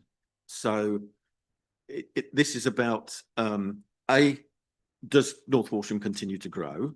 And the answer is yes. And is it a set of data that we can use to monitor future activity to see what effect it has? So I don't know if you wanted to add anything to that. Not a great deal. I think you've summarised that quite well. I think I would like to see more understanding of the public transport data. We've pushed on it a little bit in the past. I think there is some degree of commercial sensitivity around some of that, I believe, but on the bus side of things. But I think we can push that a little bit more, because are people? I'm interested in the net gain or loss. So are people coming into the town, or are people actually going out of the town? So I suspect that a lot of people are using public transport to get to and from Norwich. We can't dictate and totally determine the nature of who are the occupants. We've had a number of, we've got a wide range of businesses that have come into them, but at the end of the day, these are still constrained retail units. So the nature and the type of the businesses that are going to come in here are going to be ones that can fit in within the units constraint that you've got. We have seen a number of investments in the town. I think there is more work for us to do. It's difficult for us to, short of doing lots and lots of town centre surveys on businesses and asking them to give us their turnover figures. Which is resource intensive, obviously, and of course not everyone's going to give us that. It is difficult to monitor some of that, which is why I suggested we monitor the things that we can monitor. And not necessarily the things that we can't. One of the things that we can monitor, as an example, is in terms of those business units, is what's the turnover? Are people investing, and then are they staying there? There's more work to be done in terms of looking at some of our former banks, of course, and they are quite well represented in terms of the vacancy. They make up a significant portion of that vacancy rate. So knowing that information and getting a bit more closer to some of the nuances, that I absolutely agree. I think we do want more of it, but there will be some limitations as to what we can get hold of. If I can go back to what I said initially as well, signing up to In the Know and getting them to sign up to In the Know, we will have better connectivity with them and an understanding what the businesses are. And if members that have towns, shops, someone working from their home, and they go and talk to them, we can get much more information that will help us to fill in those gaps. That's why it's really important that members engage with that economic activity. Thank you. Are you content, councillor Bayes? Yeah. Okay, councillor Shaz, you've got 2 seconds. Before I bring. Gosh. Enough. I'm never gonna be able to fill that with how much I love North Walsham. So I think that's unrealistic, but I appreciate the jest. So I think if we look at the transportation point that was mentioned, what that has enabled is our young people to have more affordable freedom to attend different colleges and workplaces. It's meant that people who are juggling family life are able to get to work if they're a 1-car family. It would be unfair to measure the success of the project of how much money people have got available to spend in their pockets in the high street. I think that's unrealistic. And North Walsham East is the most deprived area in the district. So it's far greater than how much money are people making from the local area. It's about how people feel about the local area and the investment they're willing to make in regards of time. We've seen a huge shift in the types of businesses that are coming. It's quite exciting, really. We've got a little area, the Market Street has become a whole different personality in the town, and I think that's quite measurable when you spend some time there. And we've seen 2 independents, I would say 3. There's been a branch off of a gift shop, but 2 independents have started in the town and become so large they've moved to bigger premises, and I think that's testament. One of which has actually moved out of district as well, so they've got not 1 branch but 2 branches, which is quite fantastic. The biggest issue we've got in North Walsham in terms of retail space is they are very tiny, awkward, not very accessible shops. Often single glazed, often very cold, often not large enough to take anything bigger than a very small independent. And then the other option that we do have is the wonderful nooks and crannies of cellar space retail units and back street office units, which come with 2 flights of stairs. So it's not as simple as the high street frontage. It's a little bit more diverse than that. So for context sake, I hope that helps, Councillor Bayes. I know we showed yourself and Councillor Taylor around North Walsham when we first undertook the project to show what was possible. But I think that without the project, we would have seen something very different in the current economic climate. And with regards to the 1-hour parking, if you were to have all your free car parking spaces removed in Stalham, then the offset to that would be 1-hour car parking in a car park. And that was the offset that we made with residents when we removed the free car parking in the high street. Thank you. Sorry. Thank you, Madam Chair. Yeah, I'll just say thank you for that. And actually, it's about the engagement of local members in their town and understanding how their town works, which I'm sorry, feel like I'm banging on, but that's the point. And that works in our villages with the little shops, the little businesses. Engaging with them and making them vibrant is all down to us as members to connect them up. And I really appreciate that a lot of what's been delivered in North Walsham has been done by local people, which is how it should be done. Thank you. Councillor Fitch-Tillett? Yeah, thank you. This is just a little bit of comment on the actual report. It's almost contradicting itself. If you look at page 138, when it's introducing what the house was all about, it's actually saying to town had experienced declining fertility, poor quality public well, etc., etc. And underused heritage assets. And so, but then if you go on to page 141, it actually says the purpose of house was not necessarily to deliver increased footfall. So there's a little bit of a contradiction there. Now I take on board exactly what John has just said about talking to people, because as we got this coming up today, I actually spoke to some of my residents who used to use North Walsham for popping in to get shopping from this, possibly the pet shop or going to the bank or whatever. Unfortunately, there aren't any banks, but we know that. But now, since they can't pop into the marketplace, park, run into whatever they needed and go out again, they don't bother to go to North Walsham anymore, which is a bit of a shame. And there was just one other thing I found a bit difficult on page 143. You know, this is a lot to take in. So I've got two graphs there.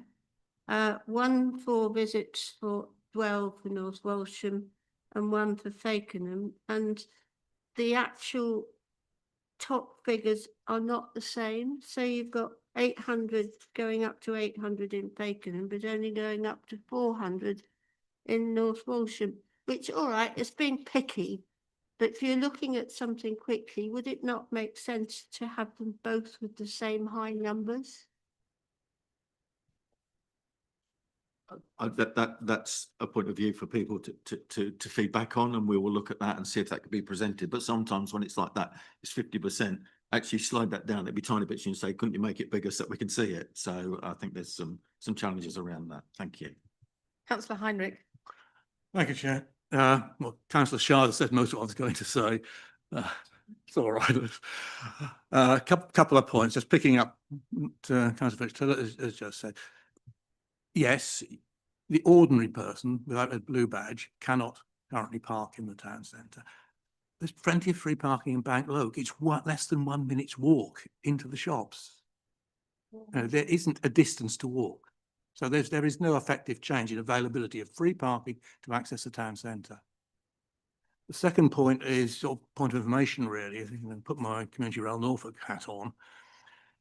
We don't get traffic figures for the stations now. Government dictate that wasn't going to be published. Very good. It makes life difficult to analyse.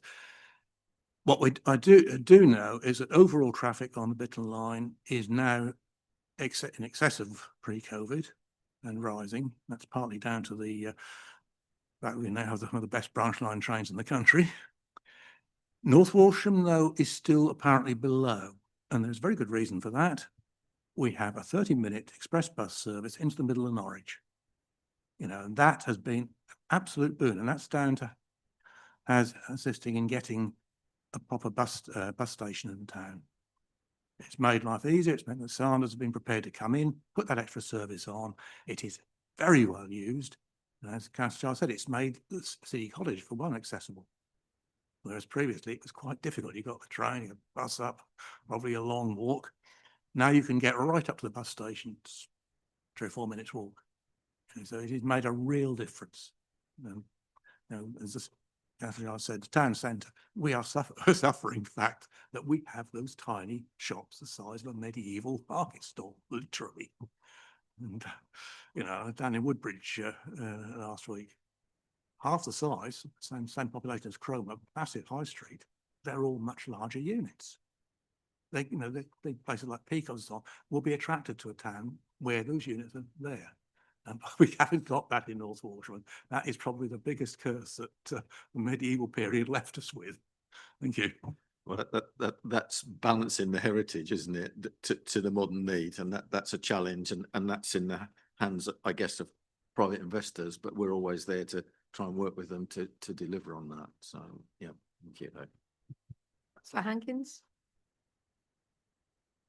I know you couldn't. You can feel free to go. He was first. A couple of quick comments really on this. It's about time North Walsham had seen some investment. Largest town in the district. We've been trailing for a long time. So well done for getting that bid together and getting that through. That's great. It's made such a difference. And the parking issue, it's a non-issue.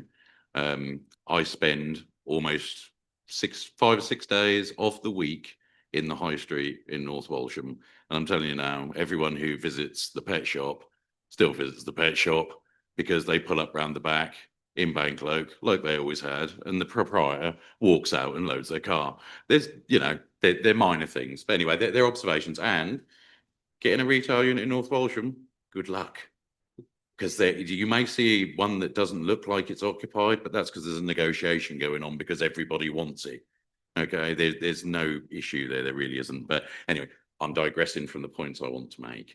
The report, it's good to finally see some information coming back on this. However, I'm a little bit concerned at a couple of omissions that seem to be here. So we'll go to the car park first. New Road car park. That's that is a really, really important car park there. And the fact it's not included is a little bit odd to me. So I'm sure it's just, yeah, absolutely right. The other 2 points really quickly, the Shambles Slope, beautiful, looks absolutely amazing. I'm really impressed with what's there now versus what we had some years ago. However, I noticed there's no data. There's no data at all, and there is good dwell time there. Like I say, I spend a lot of time in this area, so I'm talking from the lived experience of someone every day walking through here. Lots of people from Paston College, lots of older people, really using that space. That data is not reflected. That's a disservice to that. And the next one to follow on, I'm pretty sure you can guess what I'm going to say, John, I hope, is the Black Swan Garden. Beautiful area, really nice. We're not capturing or generating the data for that in this report. So I just wanted to say, you know, defining along with baselines, maybe boundaries of effect. So maybe the PSA is the appropriate area this covers, but it doesn't seem to have included all of it. And that's all I want to say. Great job on this, by the way. Thank you. Yeah, thank you. No, good insights. And we have to, the report is about how we're going to look at our towns, and not all towns will have those assets. We can always work with local members, you know, through the data that's available through ActiveX to do a picture for your town, because hopefully this is, as I, you know, said in the introduction, local members and businesses can use this information to grow. And if they want more information, if you as local members want more information on what's happening in your town, so you can make decisions about events you're going to run, or where you maybe want to advertise people from other areas in the district or even out of district, we can help you find that data. But this hopefully gives us a comparable of what's going on. But you're absolutely right. I take the opportunity to go around the towns when I can. I had a gap between meetings yesterday, and I popped to North Walsham to have my lunch. You know, we do get around and have a look, and it's busy and active. Yeah, it's a great town. It's got great possibilities, which I know the local members will build on in North Walsham. I can pick up on those other points then. The New Road car park, you're absolutely right. Actually, all your points I completely agree with. So not but the New Road car park, the reason purely for the purpose, the reason it's not in the report purely is because obviously we were trying to find New Road car park. Obviously, we took half the car park away to have a bus terminal in there. So or the travel hub rather. So that's why we didn't have it, because it wasn't going to be a sort of like for like. But absolutely, we can probably go back to post that installation of the travel hub and then look at it going forward. And I'm sure it probably reflects some positive outcomes.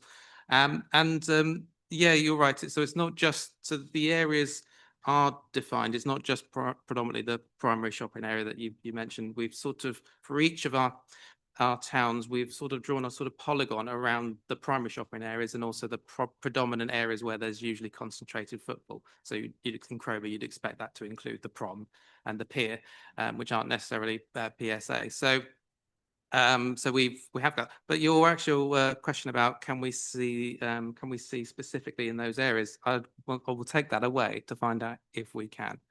I'm not sure. Active Exchange is the data source that's coming from. That's monitoring mobile data. I know not everyone has a mobile, but predominantly a lot of people now will have one in their back pockets at some point. And it's actually changed, and that's why we're sort of embracing on the cusp of sort of I want to do more of this, because they've literally given us a new report. Previously, anyone who's looked into Active Exchange or seen the reports, it used to do it in sort of 100 square meter blocks. So if you put it over Cromer Pier, it'd count the fishes kind of thing if they had a mobile. Now we're actually able to identify the areas, and I will look to see if we can look at some of those specific areas you mentioned. Thank you. That'd be really great. We're talking about the data that you're gathering. I'm aware that there were footfall monitors. Is that data included in this or not? Because I know it was there and I've seen the data personally myself anyway, but it's missing from the report.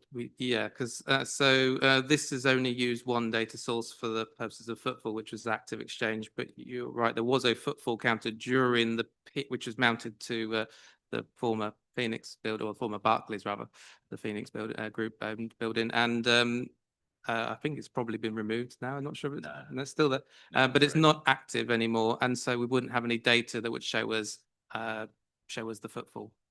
That collected data for a good couple of years or more. I know that I've got the Yeah, email chain myself. it did. I'm just interested it hasn't informed any of us, or it wasn't referenced that I saw. It's just I don't want to pick holes. I just want to make sure if you're taking this forward as a template for other places, that you're giving it a bit of an acid test here to make sure this absolutely is, because as we mentioned about the defining the area, well, the Shambles slope was definitely a main area, and there's a lot of money put into that, and it looks beautiful, and it absolutely should be included, and as with the other areas. But thank you ever so much for that.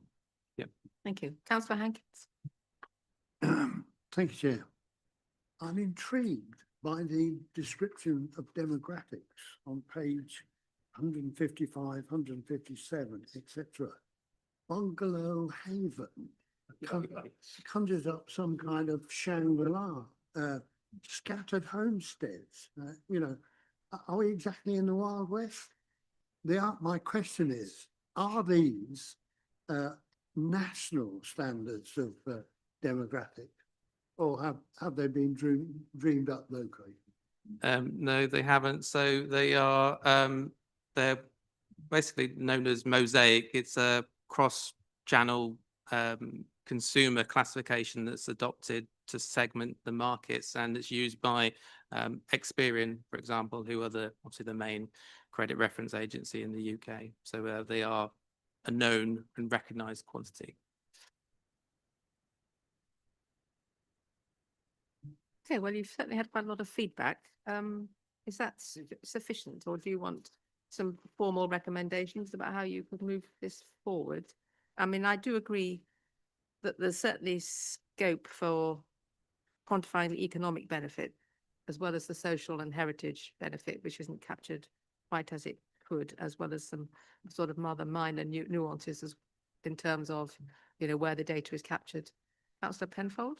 Thank you. I would agree with that. Could be part of the recommendation. I'd also be keen in the evaluation framework going forward for us to maybe recommend, when we partner up with an organisation to understand better, it's not necessarily our fault, to understand better their priorities for this scheme or this programme or this project or whatever it might be, so that we can so we understand that what we're delivering ties in with what they're delivering. So just that partnership, I think, needs to be stressed and strengthened from the start.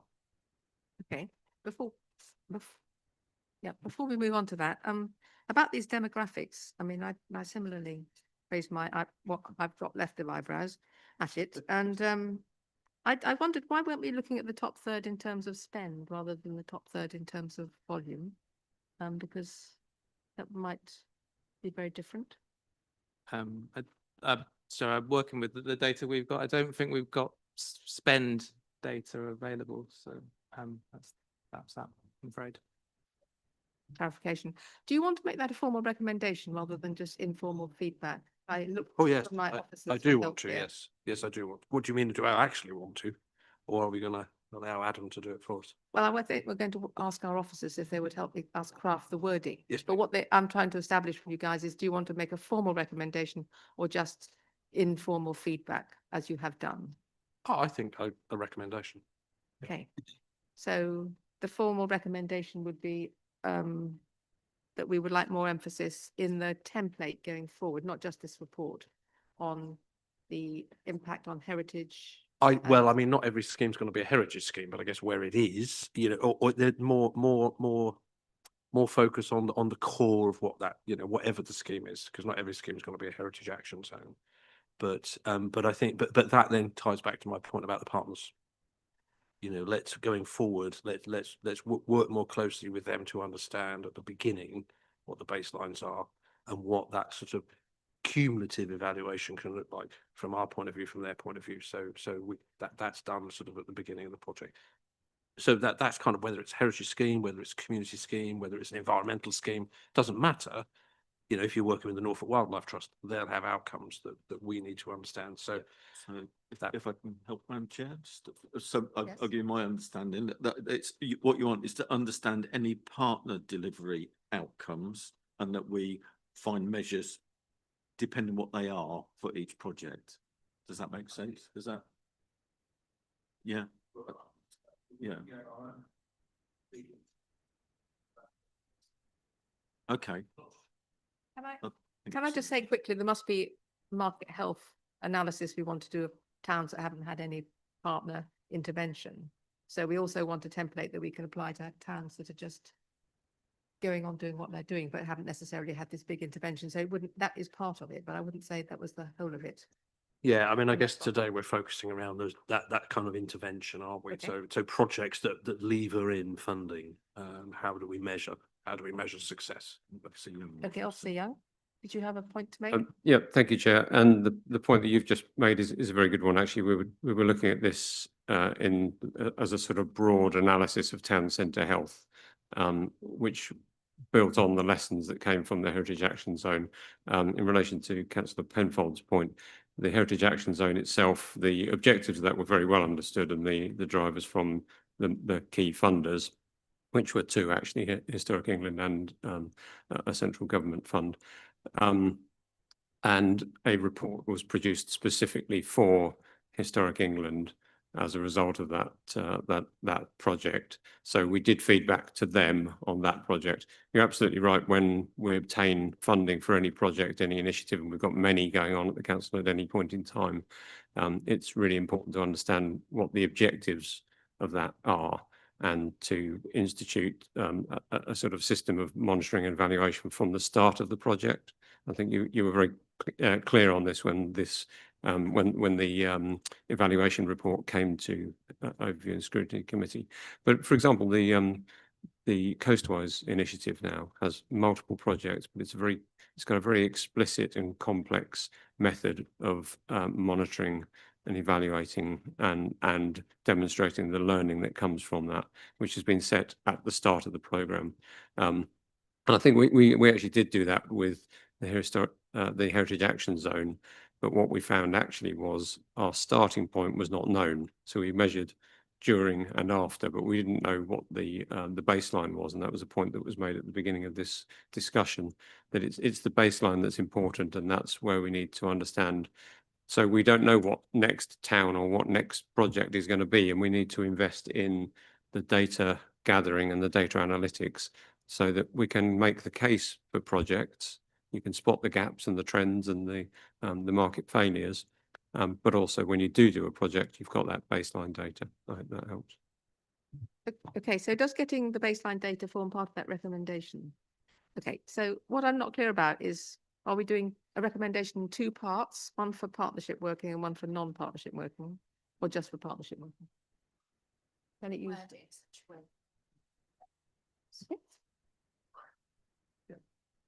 Okay. Do you want to read out what we have? It's a lot of scribbles at the moment, but something. Something along the lines of. Something along the lines of, so for projects going forward, there needs to be more emphasis and focus on the objectives, on the template, sorry, of what the core aspects and objectives to are, and where there is a partner organisation involved, that there is a better understanding of what the partner objectives, potential outcomes, or proposed outcomes are, and the impact of that on the overall delivery. Is that okay? Does that kind of cover it? Does it? I think it does, but I think obviously, yeah, it's right about getting it from the start as well, so that all evaluation and monitoring must begin at the start of the project. So might I suggest we have a comfort break and then we can just work on that? Would that be all right? And then, sorry, would that be all right? Because I think otherwise, China's, we can have a quick word. Yeah. Been at 22? Is that long enough? Too long? 22? Okay, brilliant. 22.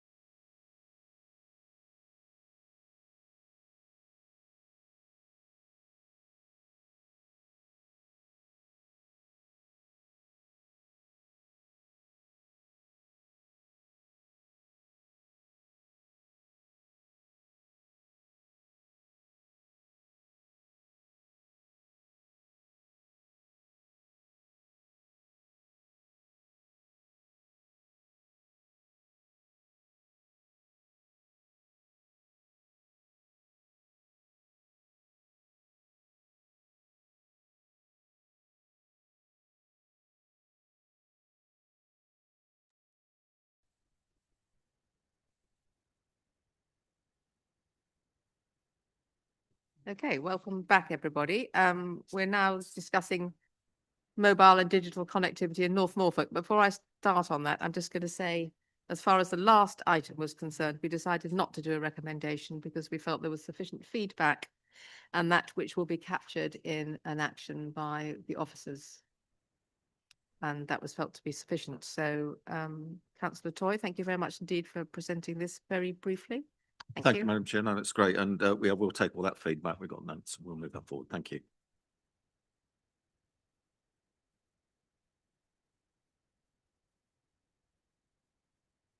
Please start. Yes. Okay. Thank you. So we're on agenda item 12. So for too long, North Norfolk has been highlighting the deficit in digital services. This has been done by individuals challenging individual cases. The purpose of this report is to enable the council to engage with network providers and land-based installers to collaboratively deliver the service that our businesses and residents should have in the current and future connected world. I believe we should be striving to get the latest technology and not be recipients of the outgoing systems. North Norfolk District Council has a proven record of delivering collaborative work, and we should be bold in our engagement and strive to achieve what is now considered to be a fundamental service. The coverage maps provided by the network operators do not align with what we have recorded through Streetwave and input from members and residents. The claim that planning is a challenge is not evidenced by our planning records. There will be a few that will be challenging, and these need to be addressed in a better consultation process between the network operators and residents. We have a strong, vibrant economy in Norfolk, but this is being delivered despite these challenges. Too often people have had to resort to alternative services like WISP rather than receiving the services that larger conurbations receive. We know there are further opportunities, demand responsive and autonomous options, for example, but these cannot be contemplated, and therefore the delivery of public services can suffer. Our more vulnerable residents, who despite the promise by the fibre optic providers for battery backup and care systems that work, are still extremely nervous and concerned about not having mobile service as a fallback. Having rural defibrillators are not much use when you can't phone to get the access code. Too often, I've found a community support services trying to find a resident, but with no phone signal, finding them is almost impossible. Suppliers of our digital services publish 90% UK coverage, and our experience and data show it is somewhat less than that. Residents are paying for the service, which does not deliver the promise. I hope we as a council can work with the MNOs, that's the mobile network operators, to deliver future-proof coverage for our residents with a capacity to manage during the peak season demands, where the systems get stretched by holidaymakers. We, for our part, can assist with finding the locations that need focus and potential sites for masts. We can help ensure the shared rural network is functioning and delivering. We can assist with consultations and planning processes, but most importantly, we should build continual dialogue with the MNOs and land-based providers to work through the challenges to find solutions to a coordinated delivery that residents can see as a plan. I hope that with this paper and quick engagement with service providers, we can deliver both for our residents and assisting the MNOs to deliver on their coverage targets for a future e-enabled North Norfolk. And I understand also that Stefan Akron MP spoke on BBC Radio this morning about this very subject as well. So it's a real driver for our residents that we try and find a resolution to this. Thank you. Thank you very much. We're very grateful to you both for pulling this data together because we know it wasn't easy. And we recognise that connectivity isn't within our gift as a district council, but the lack of it is a source of great inconvenience, frustration and potential harm to residents. So the recommendation here is to convene a dedicated scrutiny session on mobile connectivity, but I didn't know what your thoughts were on this. And I think Councillor Fitch-Tillett wanted to come in first. Yeah, thank you, Madam Chairman. I would actually like to thank our media team for highlighting this item on the agenda because there was a long discussion about it on Radio Norfolk this morning, and it's highlighted it right the way through the county. And I think if we are able to get, really, it's the rural network needs to happen and the planning challenges need to happen. I mean, for goodness sake, I know we are in an area, sorry, a national landscape, but you can actually have mobile phone masts that are disguised as fir trees. They've forgotten all about this. And I'm looking, and John will actually remember that an application he had in his ward for a mobile mast where there was just one single operator. Now they've got to share them better. And they have got to be more creative about what sort of mast they can put in designated areas. Thank you, Madam Chair. So the shared rural network is actually a separate organisation. It's supposed to encourage the operators to work together. It's not a thing. It's and that's why I'd like us to bringing this paper to you is the suggestion that we convene that and get those conversations going to make sure that the shared rural network are engaging with people, because actually the mast that you mentioned, Councillor Fitz-Tillett, was actually just across the road from another operator, which had just been upgraded. So that's why, we've brought this here today to try and address those issues. Let's have that conversation with them to see what the challenges are from their viewpoint, and us as a council to use our resources and spaces. We've got small parcels of land which we may be able to offer up, and also if we know how it all interlinks and is working, we can deliver that to residents and make it much more acceptable to them. Thank you. Members, do you have comments or questions? Councillor Gray? Inadvertently fallen into this mobile connectivity conversation, I'm afraid, so you'll have to forgive me if I'm slightly off on the day here. But I've had a good look and I've had a think about this because this has come back to this committee several times, and I feel like we're not going anywhere. So the very, very first question I think I would like the committee to think about this as well is, what would success look like out of this? Are we asking mobile operators to come and sit here? Because if we are, what would the success of that look like? What outcome are we looking for? I'm not sure we have that clarity of exactly what we're asking. I think it's so broad. When you look at the street wave data and you look at the mobile operator data and all those things, it's a mess. Certain things don't match up at all correctly. There's no actual outlined plan for us to tackle. This is not really a district responsibility, is it?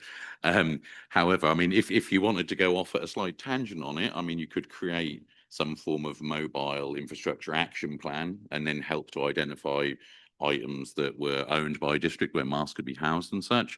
I wonder if, for overview and scrutiny and for what we're trying to do with this item, if it'd be better to focus more back on the DFIBs and the fact that having DFIBs with absolutely no access to get the code, that's a real concern, isn't it? That far outstrips it's super important what we're talking about from business now. I'm not digressing from that, but the actual DFIBs, that's the real tragic outcome here, isn't it? I wonder if we could try and focus a little more granular on that data, because that's something we can really present to operators and say, look, this is here, but because of the lack of this could be an outcome. If I could, thank you, Madam Chair. So that's why using the data that we've got, we can see where the gaps are. And so it would be focusing on those gaps to ensure that we delivered in those areas most in need, and actually just engage with the operators to say, how are you going to cover this area? Yeah. We can use the data we've got to say this is a real weak spot. So happens that Erpingham sits in the middle of it, but that's just facts. It's not, I've not designed it as such. And we can see that all the operators, if you look, there's a central piece here, plus we also know that the coast. So I think that your question, sorry. Do you want to put the map up, but perhaps to help Yeah. people online who aren't, Okay. because they're very gripping, perhaps. That's it. Yeah. So you can see there, no matter where the coverage, you know, is, there's two areas there, either to one side, the A140, and of course along the coast. And of course the coast has issues with, you know, when we have emergency services. So I think, yes. Can you just clarify for yeah. for viewers, what colour is the complete and utter black spot? Is the poor is the black. I think white is no data, is possibly that, yeah, sorry, black, red. Yeah. Red. So you've only got, if the darker green ones are the only ones that are good, everything else is down from that. And which is no 999 calls? I don't have that as a specific thing. It's likely to be in these white areas, I think, along the coast. So, yeah, but perhaps I'll just thank you. jump in then. So, I mean, there is a link to the street wave data, which I provided in the report. Street wave data is, I mean, essentially it's obviously on the back of our refuse lorries going out. There will be areas where they're not going to go down, and they're going to be going down certain roads and not down certain others. So in a way, you're going to get a little imperfection there because you're not necessarily going to get data sources in there. So you might get some white spaces there. If you actually go on online, you can zoom in and you get it gets a bit more granular, so you can see. And I've got it in front of me now, so I can see that it's literally lots and lots of white spaces. But that's possibly because it's just a field or a very, very rural area. So it is a bit difficult for us to kind of establish that. Yeah, but that was why we asked members to give us information. So the limited number that we've got, we've obviously captured that data, and we can add that into this in the future. In addition, the county council have then been taken and also had, I think, over a thousand now feedback. So which I encourage all residents to complete, because the more we capture that, the better the picture we've got. But sorry, to go back to the original though. Yeah, yes. No, we do. You're absolutely right. And that was how bringing this to you would be my vision. It's for the committee to decide, is that we actually, let's just start delivering pieces, and then we can tell residents what the plan is. And because as you rightly say, there's not a plan from any individual organisation that says this is how we're going to roll this out. It's just like, oh, we'll stick one over there today. It appears to be random. We need that conversation to understand it. Thank you. Just the point about where there is a red, I should just point out that says poor. The key for that says that will be an area where you may struggle to connect to those locations. So it's not a definitely you won't, but you can see that we've got a lot of very poor areas. Can I just ask a quick question? What does essential mean? So essential is defined as you can make a data call, email, or do basic internet browsing. Wow, that sounds pretty good to me. Everything you could possibly want. Luxury in Norfolk. Just quickly there then. So does it anywhere show what good looks like for speed tests then? The actual mobile data speed test, because almost everyone's concern nowadays mobile data, isn't it? This is about signal strength, essentially. It's not about speed test, and that's for individuals to again feed back to us, you know, because that will vary, and that's why the essential, you can do it, but it won't necessarily be very quick. Unfortunately, yeah. Councillor Hankins. Thank you, Chair.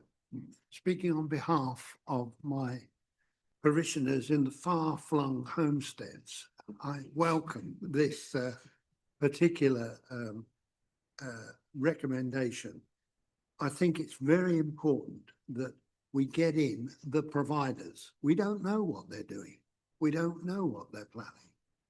So I think it's very important to get them in to understand what their plans are, if any, as to what they intend to do about coverage.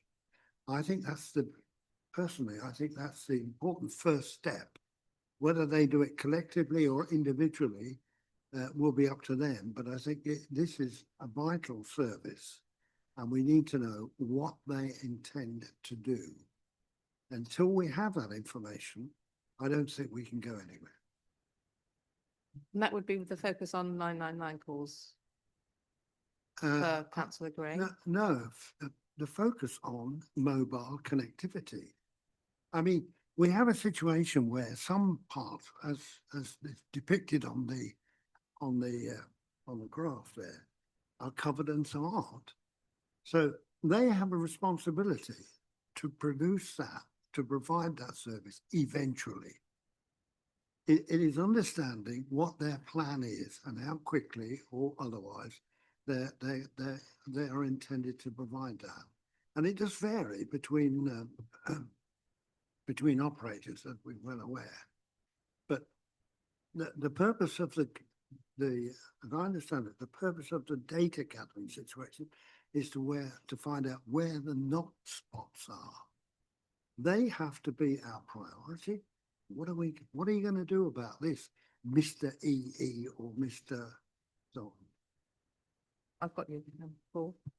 Yeah, I think we just need to be aware that it'd be very well if we got EE to come and put one in, and that's what I said at the beginning. We've talked individually to resolve things, but actually you want it from all, because you might not be on EE. Yeah. I might be. So actually that's why we need that much more holistic. Let's look at it all. Yeah. Are you doing the shared rural network? It's less masts, less of a challenge. Let's get a mast up that's got all of you on it. Sure. That's kind of where we want to go. And what are the challenges for delivering that from the companies? In the spaces, let's concentrate on the worst areas at this moment in time, which can be done by DFib connectivity, 999 connectivity. Sorry, I've got Councillor Bayes and Councillor for you. Councillor Bayes? Yeah, I have to agree with what Mal just said a few minutes ago, is that I think if you home in on certainly two priority areas, which is certainly health, I think, you know, being able to connect if you've got a real issue, and also I think businesses require our support as well in the area. I think we know that there's hotspots. I know for sure that when you travel through small Beeston Hill, you just go out. You don't get any. You just have to cut off, and you expect someone to phone you back. You know they're going through that area. I'm quite interested. There's a lot of vacant churches, towers about at the moment. I just cannot understand. We're probably one of the. I think it's the biggest. Norfolk has the most churches, and actually, we've seen a lot of those churches close, and the towers are there. I just wondered. I'll give you an example, because Radio Harbour in Great Yarmouth have now put their radio antennae up on the Minster Church, and it now goes a lot further. That catchment is a lot further. I'm just, I don't know the answer, but we've got an awful lot of vacant churches at the moment where, if you're looking for landowners to give up some land to put an antennae on, you've already got a church tower that's a fair way up in the air to actually probably solve some of these issues we've got. And I don't know if that's an answer or not, but I'd like to ask that question. Yeah, well, I can give you some of that now, in that I've taken that on within Erpingham, which sits in one of those bits there, where the churches are happy for it to go on, but technology-wise, they say it's not acceptable from the operators. I'd like them to explain that to me, because I don't know how many people know. I have 20 odd years experience of radar and communications and building this stuff. So, and that's why I welcome that conversation with them, so I can understand it from their viewpoint. I can look at it on a technical level as well. Councillor Heinrich. Sorry, may I just come in on that church point? Sorry, Councillor Heinrich. Just to say that it might be worth a conversation with the diocese about, but they did have a specific program called Y-Spire, which was designed, and it did work in a number of churches. I don't know whether that's still going, but it's certainly within their sort of strategic umbrella, as it were, to do this. Yeah, that's why I referenced. Thank you. That's why I referenced WISP in my input, that we shouldn't be expecting people to find alternatives, and actually the churches aren't the problem. The churches are willing to help. Yes. It's the mobile network operators that are engaged with that. Thank you. Councillor Heinrich, we're waiting to hear what you have That's to say. okay. Yeah, thank you. Yeah, just to pick up that churches issue. Yeah, we've got lots of redundant churches, often the most rural areas. Not all of them even have electricity to them, let alone sufficient supply to power telecoms equipment. So I can see potential issues there why companies would not wish to use them, because the cost of getting the power to them would be phenomenal.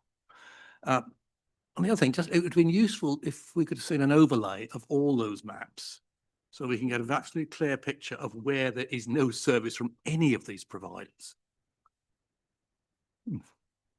I think that's, we needed to separate it out so that we could actually see that there are gaps from all different, if we'd have just given it to you as a composite, because it might have then said, oh, yeah, you've got some covers there. I understand what you're trying to do, but that's why we've given you the link so you can go in there and interrogate a particular area.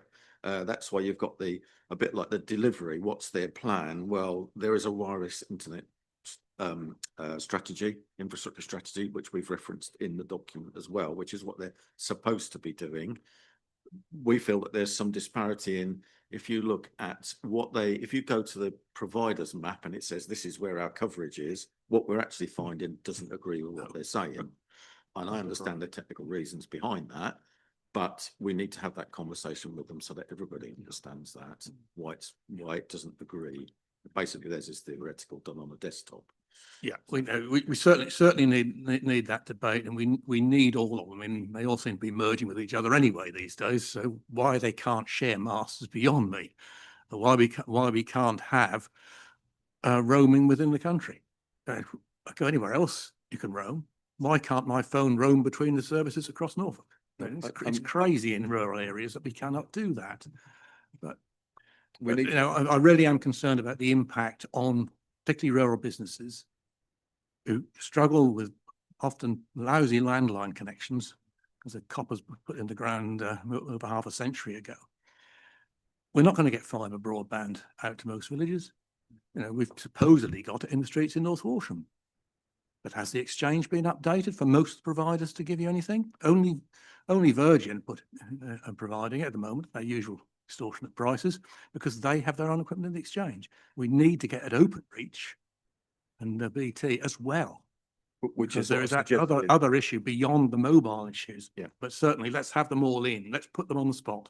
But that's what I've suggested, is we need to talk to land providers, because we've got residents in the rural areas that are concerned that when they go to a fibre optic,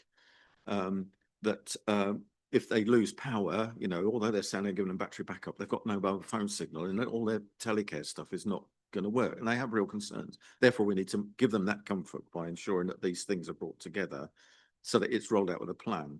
And in answer to your sort of question about the rural places, well, obviously that's why we brought it here. That's partly the economic bit, which sits in my portfolio. But I was in an area where you're not going to get fibre. You won't get fibre. So I invested in good 4G aerials. You know, I said my background. So I popped it up. A few months later, there's vans in the village. I can now have 1.8 gigabits. Thank you very much, in my village. Yet some of our towns can't. There's no strategy to it. And that's why I think we as a council need to bring that challenge to them, but in a way that we constructively, when they've come up with an issue, we can say, well, the data doesn't show that. Where's your data? And that we actually get a resolution to them. Just to add, I think this is about saying, you know what, there is, as it stands, Ofcom's figures are saying there is no issue here. There's no issue here. If you look on the links, it will say 100% coverage of for EE in O2. I've got EE on me. I've got a friend who's got O2. I've professionally and personally, I'm always walking around the district, in various parts of the district, and very rarely have that full signal. So this is about calling them and saying, you know, that's why there was this exercise into refuse, which is actually quite unique. I don't know if it's been done anywhere else in the country, but this is the opportunity to call them out on that and say, actually, that's not the reality. I've got Councillor Penfold. Did you want to come back in? No. So Fitzgerald, did you want to come back in? Yeah, I've got Councillor Gray want to come back in there. I'm happy to. Once again, I'm going to flip back right to the beginning what I was saying here. What does success with the conversation of these operators look like? You can try to call them here, and they may come, but I already know, and you all already know really, exactly what the line will be here. It's in the works. It's coming. Just like every other surface to North Norfolk in the last forever. It's always on its way. It's never going to be really delivered, or at least not in a hurry. So I think battening down the hatches on this one thing about defibs and those emergency areas where it's really needed, That's something that's right at the heart of our most vulnerable residents. That is the hill to build this conversation on and say, this is not about your business. This is not about economy. This is about the people's right to be able to call 999 and know they're safe. This is what this is. That's what I think this should be about. I think that's the focus we need. And the other bits are great, and I totally understand them, but too many times have I personally heard it's on its way, and it just isn't. Thank you, Chair. I think that's the recommendation is there that for you, the Overview Scrutiny Committee to convene that separate group. You can then decide those outcomes and objectives, which I agree. We absolutely, them saying, "Oh, it'll be here tomorrow," jam tomorrow. No, we want to know. Yeah, when is tomorrow? Is it 2 months, 3 months? When? Yeah, but so I think we need to be more challenging. The same as we have a good record of doing it. We did it with Anglian Water. We called them in. We now very much know what their investment plans are, what they bid for, when they're planning to do stuff. So I think we can achieve it. But you're absolutely right. I agree. It needs that focus to make sure that once we get that engagement, it can grow and spread. Okay, any more debate? No, thank you very much for your contributions. So are we all in agreement then with the recommendations accepted to be more targeted? So they will purely be directed at the ability or inability to make 999 calls? Yeah. So If we Councillor do, Boyd? sorry. I was only going to say, I totally agree. I think it is a case of one step at a time. I think you can't eat an elephant all in one go. You eat it one bite at a time. And I feel that, this would bring some coverage more coverage to North Norfolk, and it will be more achievable. When you look at the red spots, it's massive. Doesn't mean to say the other work needs to stop, but I think it's a really good focal point. For that, Councillor Penfold. I'm just thinking about eating an elephant there all in one go. So try that at our Christmas party. I agree absolutely with what you've both said, but I wouldn't want to let, if they come in, I don't want to let them off the other hooks, as it were. So whether I'm assuming we won't communicate that to the phone companies if we bring them into a session, because I think, we'll keep that as our focus. But I don't want to sort of, just say this is just a one issue thing for them. I mean, massively important though it is, if we've got them here, there are other things I think we want to ask them. But for us, that's a different, that could be our focus. But I think it's worth, because you don't get them here every day. We want to really scrutinise them on other issues as well. So in the recommendation at the moment, it has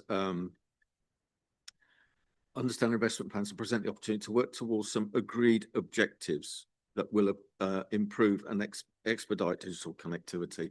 So I think you still have you've got some ideas where you want to be. You've got a chance to go away, form that group, look at the data and set your objectives with the recommendation as it is, rather than tying you down to a specific recommendation now. But I offer that as a suggestion for you to consider. Thank you.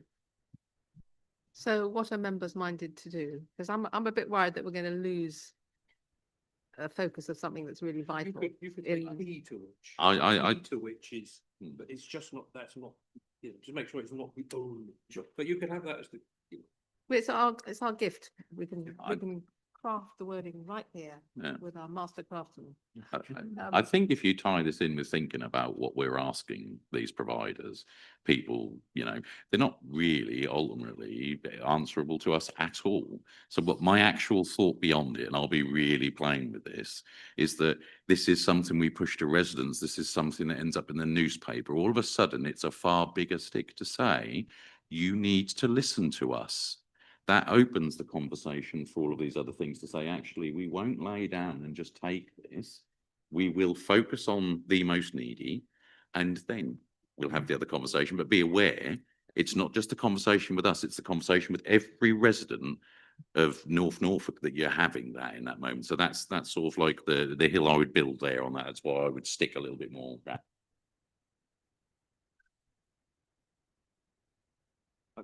Okay, shall we move to how can we word it? To cover, to articulate that 999 is our greatest focus, but we don't want to close the door on everything else. I think that's it, isn't it? It's about having that focus, but it's not exclusively. Yeah. Literally just adds in we key focus, but not only focus, but not being exclusively right. 999. And then, but we literally add sentence, I think, with that. Okay. Lovely, Councillor Hankins. We should lose sight of the fact that in interrogating these companies, they will have a plan and it will be a time plan. I've been through this before in another situation and they had a plan within the area that I was living, and they said, this is what we can do by when. However, we're not going to do this. We're not going to do this within the current plan. We need to understand that. However, at the same time, they did say there are alternatives, and the alternatives are church to church and so on and so forth. So I think the fundamental issue here is learning what their plan is and the timing of that plan. Okay, I think we've got investment plans, but it sort of covers that in the recommendation, or we could have if we wanted to. Or timelines, we could add in timelines. Is that what you're? But so this will help. Okay. I think, Chair, we do need to know what the timelines are. Yeah. So they can tell us they're going to invest X billion or whatever. Correct. Unless we know that's going to happen in a So reasonable timescale, then it's pretty meaningless. So is the recommendation that we're asking them to come in and to present their timelines and investment plans? Because this recommendation is enabling us to better understand, which is the consequence of being informed of what their plans and timelines are, but we actually want them to directly present them to us. We want to ask them directly rather than implying that they will present them to us by attending, which I think is what this does at the moment, with all respect to the person who crafted it. Is that okay? Yeah. Okay. I think it's, sorry, Madam Chair, thank you. Obviously I'm keen to get this delivered and to work with people so that we get the right outcomes for our residents. And that's why I think the scrutiny committee convening a dedicated scrutiny group who will then work through these things and say, we're going to call them in and this is what we want to get from it. These are the things we want to focus on. These are the things we need to know. And we can then write to them and say, we want you to come and talk to us because we'd like to know about this. And they can come with that data. So is this a task and finish? Is this a task and finish group then, rather than a meeting of the general committee? I don't know what people feel about that because we're all very interested in it. I was going to say, really, Jay, yeah, it might be because obviously today we're just trying to note what's obviously Councillor Toy sort of brought to the committee to sort of get an idea of what we want to focus on, but might be a better idea if we could obviously, as we sort of brought that scoping document to the last meeting, to convene a separate meeting to concentrate and focus in on coming what our plan is and what we want to actually try and achieve from it. I don't think we necessarily need to do that in today's meeting to come to that recommendation. I'm keen. I think we have a recommendation to make. So the recommendation has to be worded in a certain way to articulate whatever it is that we're going to be doing, surely. So don't we not need to produce the recommendation now? Can we use the recommendation that's not in there? We can, except generic. If you're then looking at, if the idea is to convene that will then essentially look at more detail. Yeah. Probably don't need to include the detail at this stage. It's just about convening through it, isn't it? And to give them the opportunity to discuss. Is that precise enough for everybody? Well, isn't there a two-stage here? There's a stage where I think collectively we're saying it would be beneficial to organise a working group to determine just exactly what we're looking for. At the same time, the Overview and Scrutiny Committee recommends that we ask the providers to come in and present their plan. We can then possibly put the two together. But it is a two-stage operation.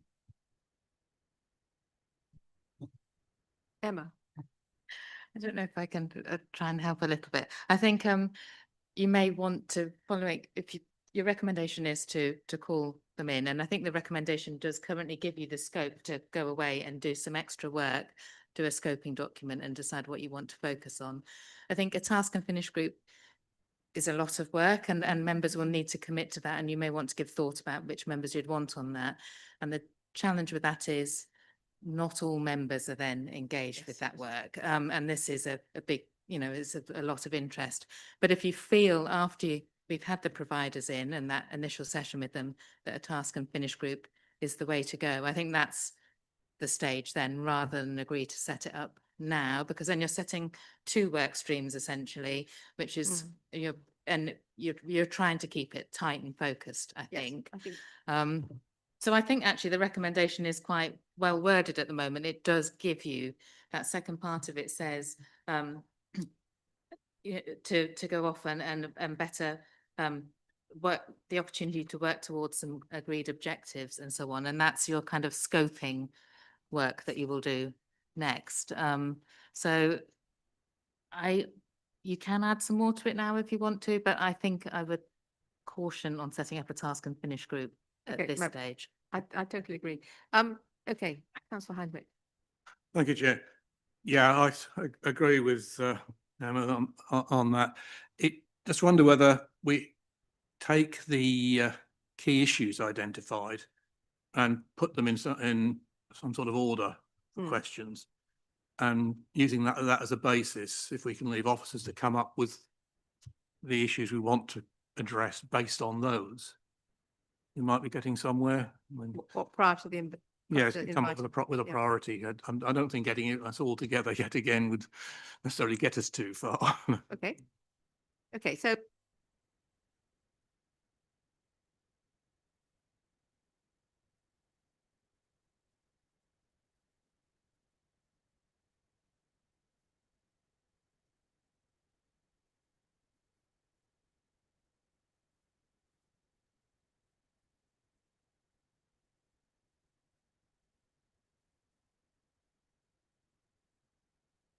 yes, Chair, that is clearly part of the key issues identified. So that needs to be the top one.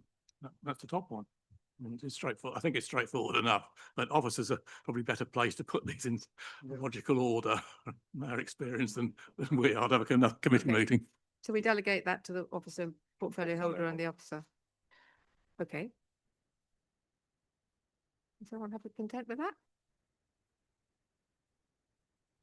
Sorry? I don't know. We vote on recommendation if it's okay.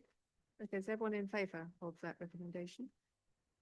As written as it is, okay. Thank you, everybody, for your time and your input. It's really helpful. Thank you.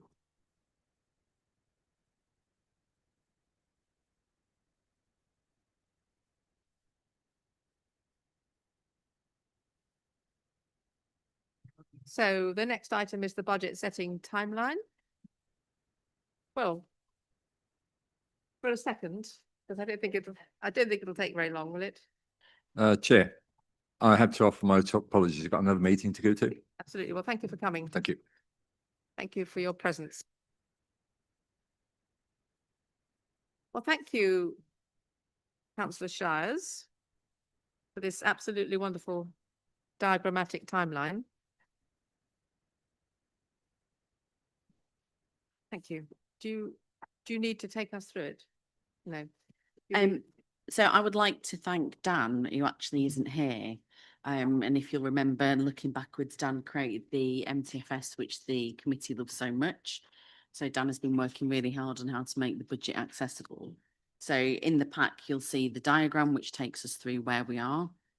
And then there's the paper that comes with it, which explains the challenges that we've got. So I just want to highlight that you will hear a change in our urgency with homelessness funding. We've heard from the team today, you've seen what we've done so far, and our biggest concern at the moment will be the food waste and the cost of the food waste and the government's lack of understanding on how much that's going to cost the local taxpayer, which I think they've demonstrated in many other things, such as LGR. The other thing that we are unsure of, and we have been continuously unsure of is how much funding we're going to get. We can make assumptions as we do every single year, but we know that the government have this wonderful thing where they'll pull the rug or change the rules at the last minute. And that obviously gives us no certainty. We can tell you how certain we are today and tomorrow and in the coming months, but as always, government finance is dictated not by the services that are needed, but by the people sat in Westminster. So the plan is out before you. You've had the notes of where we are.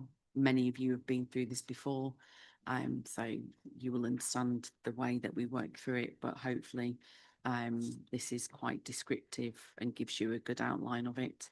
But I would like to let the committee know that the Leader of the Independents has already met with me to understand where we are in terms of budget and where we are going forward and what he can do to influence as well.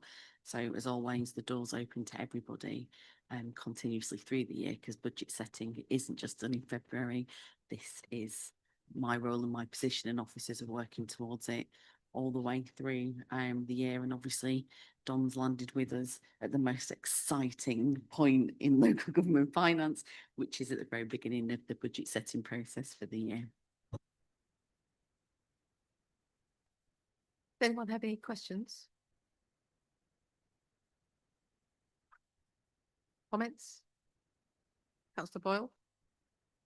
Just a very positive comment. Really, this is brilliant. Thank you very much for it. I know it's Dan's work significantly, but obviously you are there behind it, and it's very clear. It's very straightforward. It's nice and easy for us to understand. There's not loads of pages, and I love a good flow chart. Being a visual learner, that really is excellent. And I know there's so many uncertainties ahead. There's nothing we can do to change that. But if we have a good process, then that's the best we can do, isn't it? And then we have to change as we go along, depending on funding. But I think seeing the process there makes it so much better for all of us. So thank you for that. Thanks for your work.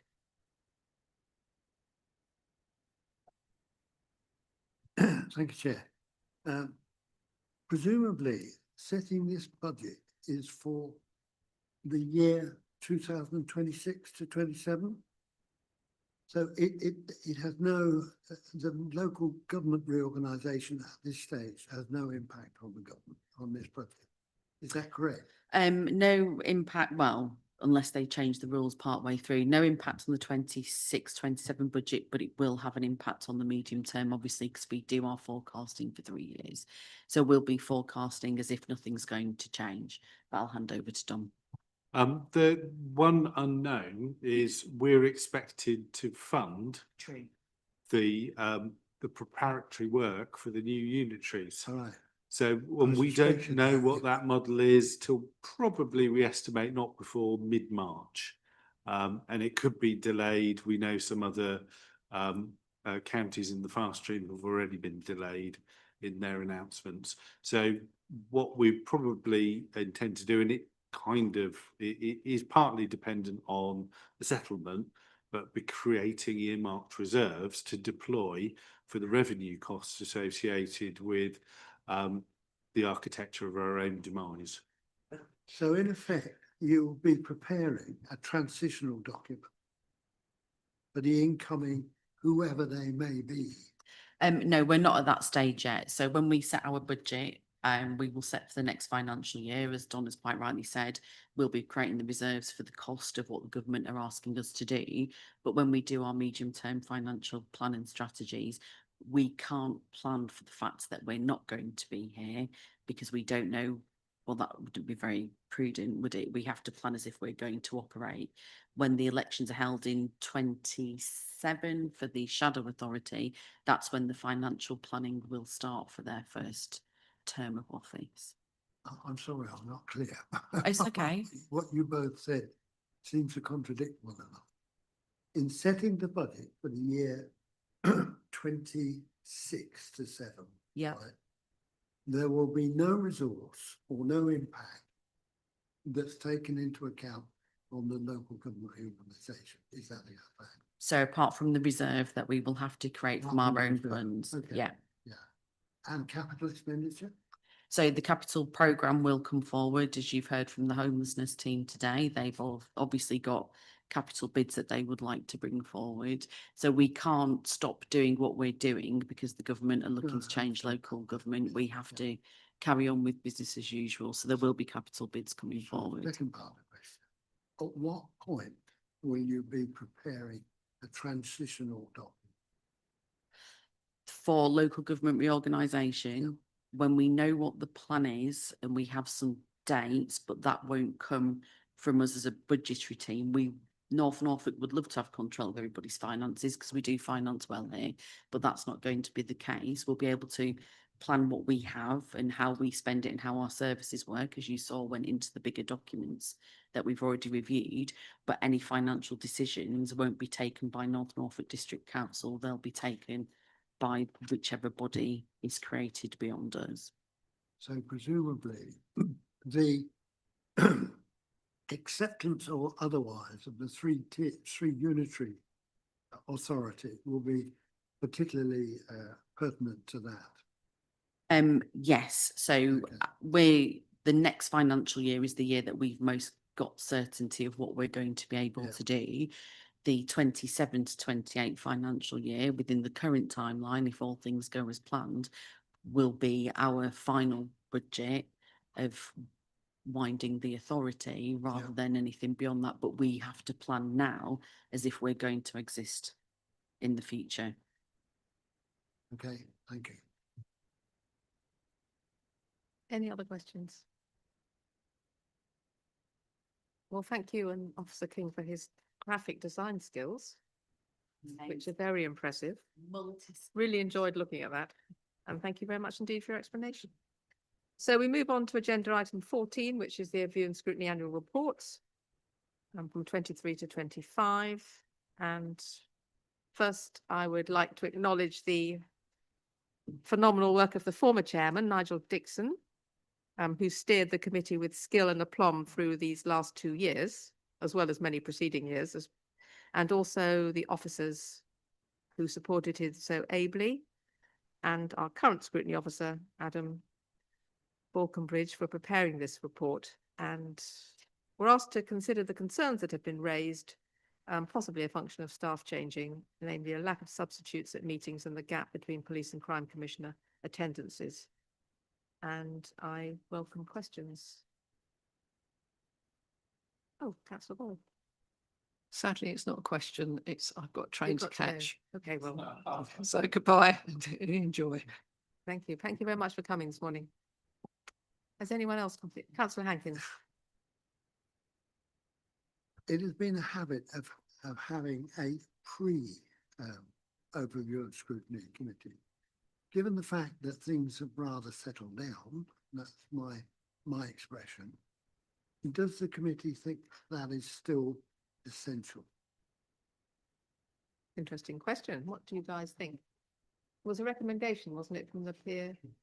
No, I find them really helpful, to be honest with you. They give us a chance to maybe diffuse some potentially difficult items for us to talk about so that they don't, span over as we find they do occasionally. I enjoy them personally. I think they're a good thing.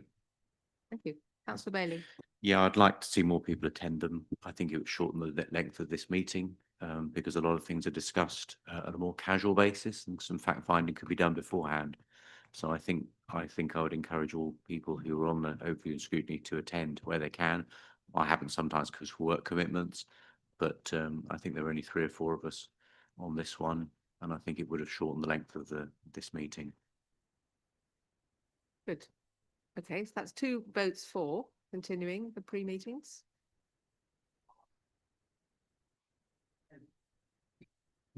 But when I did previously as vice chair, very helpful. Yeah, I agree with what Mal said. So carry on. Councillor Heinrich. Yeah, I haven't been able to attend many, but if they're going to continue, we need to make sure they're sort of constrained to say a 1 hour. I'm going to ramble on. hopefully not the length of this meeting, but then, yes, they have been useful, the ones I have managed to attend, I have to say, but Okay, it's So- the time constraints we need on them. okay. Good. Yeah. If we continue. Yeah, I'm happy to go along with the membership in total, I mean, I'm just making the point of questioning. Based on the attendance, which we record as not being excellent. Well, I think it's a question of having substitutes. And if you know you're not going to be here, which of asking someone to substitute for you would be very helpful. Anyway, does anyone have any other comments about this excellent report? I mean, the only slight issue, not an issue, but I just wondered, do we always follow up on the items that come up, not as a formal recommendation or an action, but are mentioned, not quite off the cuff, but for example, when the ambulance trust came, we talked about engaging members with the community first responder scheme, and I'm not aware that that happened, though I may have missed it. And there are sometimes some sort of softer actions that come out. I don't know if we always capture them and follow them up. Or the Anglia Water with the water wipes, which was in a meeting subsequent to this report. I think that's a good point, and I think if you want to, add that doesn't necessarily need to be a formal recommendation, but it's certainly something that we can firm up and make sure that we follow up on. I do think they maybe tend to get lost, those softer actions, particularly over a longer period of time, perhaps where the committee changes its membership. So yeah, we're happy to take that on board. Can you have that as feedback rather than making a formal recommendation? Yes, we can take that on Happy with as that? feedback. I think it, If I mean, members- it could if go members as a are so-minded. recommendation to this report, because that was something that's come out of it. Obviously, this is a historic report covering previous 2 years. So when you speak, it goes to full council. When you speak to it at full council, you can say, that the committee, supported that if you want to take it forward as a recommendation. As usual, I've jumped ahead and haven't asked the committee what they want actually. So would you be minded to support that? It's only 1 or 2 items that are fairly of interest to the community really, rather that we're just possibly not following up on. They're not major, but it's just something could possibly be done. Okay, you happy with that? Yes, okay, the committee has agreed to that.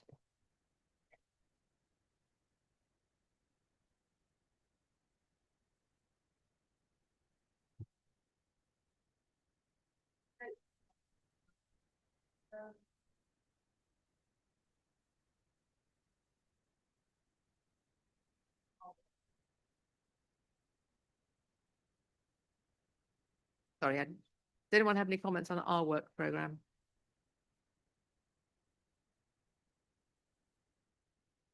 That would be helpful. No? Councillor Penfold? Sorry, I may have missed this either here or before. Just going back to the mobile phone companies, where are we sort of wanting them to slot in? Is that on there? Or so I think we sort of decided where that could fit in if we're going to invite them in. Well, we have an item in January, mobile connectivity. Would that be the one? Could we have them for January, do you think? I think that should work with your work programme. It depends on the finance reports and the timing of them coming through ahead of the budget. We're trying to manage them so they come through a bit earlier. But yes, if we contact them after this meeting to check their availability and so on, we can aim for January. The suggestion was for a standalone meeting. If you want to do that, you may have to do it on another date, or we'd have to completely clear your work programme for that session, because I imagine you'll want to focus on that single item. So, Okay, can we delegate that to the officers to work out what's best? With that, would you be happy? Okay, any other questions?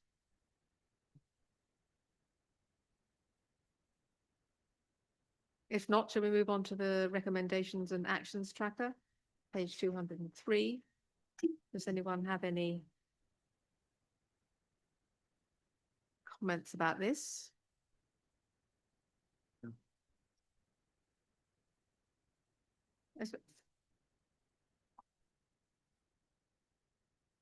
I think there's been some tightening up on the timings on this, hasn't there?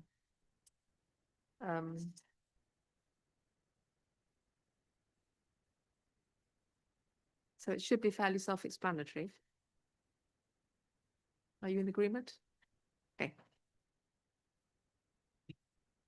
In which case, there being no need to exclude the press and public, we can end the meeting.